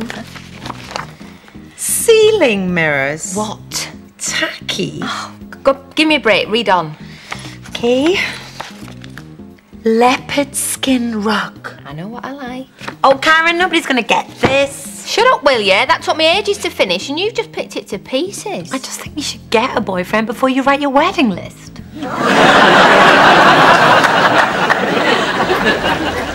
Hello? All right. You busy? Nah. Do you want a burger? Yeah, go on, have a burger, yeah, thanks. And cheese? Yeah, go on, have some cheese, yeah. Onions?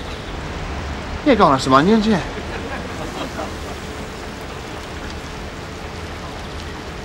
There you go. Thanks a lot. You busy? Nah. Do you want to blow my whistle? Hello, can you hear me? Yes. Now you know why we're here today, don't you? Your voice will be an integral part of our overall improvement of the London Underground. So let's make a start, shall we? You should find the script in front of you. Yes, I've got it, thanks. I'll guide you through it, but any problems, let me know. I think you should find it's fairly straightforward. Okay. So here's the first one. Finchley. Finchley. Bit more bold and definite, if you will. Finchley. Excellent. So let's do all the Finchleys now. East. East. West. West. And central. Central. Now, if you could just give me Clapham, north, south. Clapham. North. South. Common. Common. Tart. Tart. Tart. Very good. Now, if you could just say, this train terminates at... This train terminates at... Morden. Morden. High Barnet. High Barnet. Edgware. Edgware. Spreadham. Spreadham. It's very definite on that one. It's the end of the line. Spreadham. That's more like it. I haven't heard of that station. Okay, moving on. Let's see you say, this train is for... This train is for... Elephant and soapy lather. Elephant and soapy lather. I can't say that. It's fine. It sounded good. Now, wood green. If you could emphasise the w on that. Wood green. Bank. Bank. A bit more on the ank. Ank. Finished. Upminster. Can you stress the up? Upminster. The Oval. The Oval. Arsenal. Arsenal. I'm not sure about this. We're on the home stretch now. Hackney Wick. Hackney Wick. Shepherd's Bush. Shepherd's Bush. Just one more thing. Cockfosters. It's on the Piccadilly line. This looks yummy. You're going to make Mummy proud and have a nice big spoonful.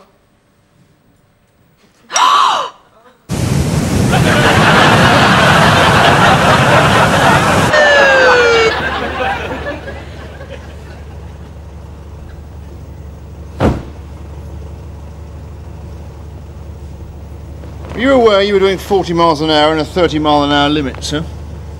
It's my job.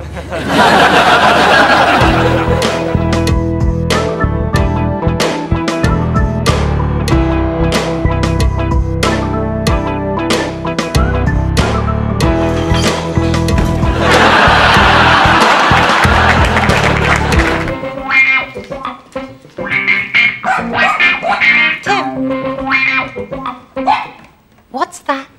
It's a Chihuahua pedal.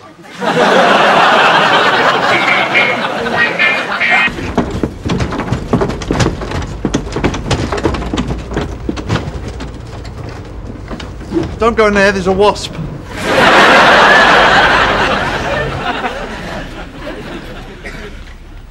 I see you're admiring my butterfly collection. Collection? We've only got one. Well, it's actually harder than it looks, stabbing a butterfly with a pin.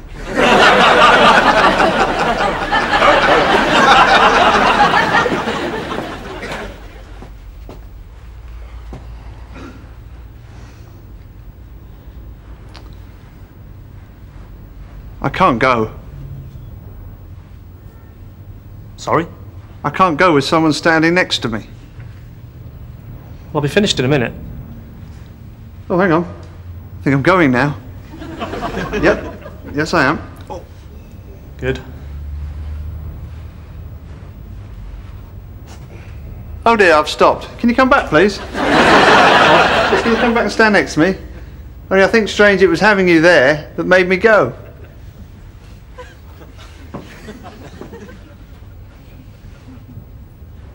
Lovely weather. Right.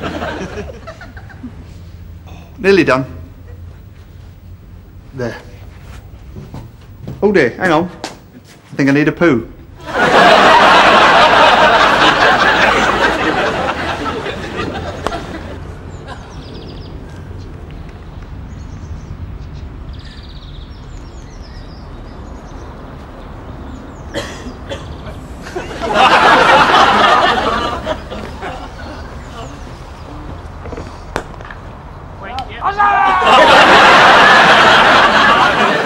So, Lee, what time's this new boss of yours getting here?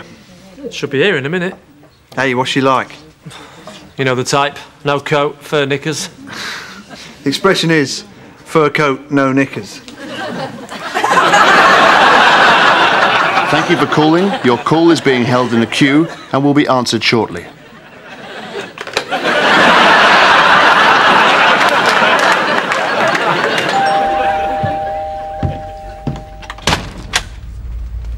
Mr. Tarry of Her Majesty's Customs? Yes? We're from the CID. We've reason to believe you've been pilfering from the airport. I don't know what you're talking about. You better come in.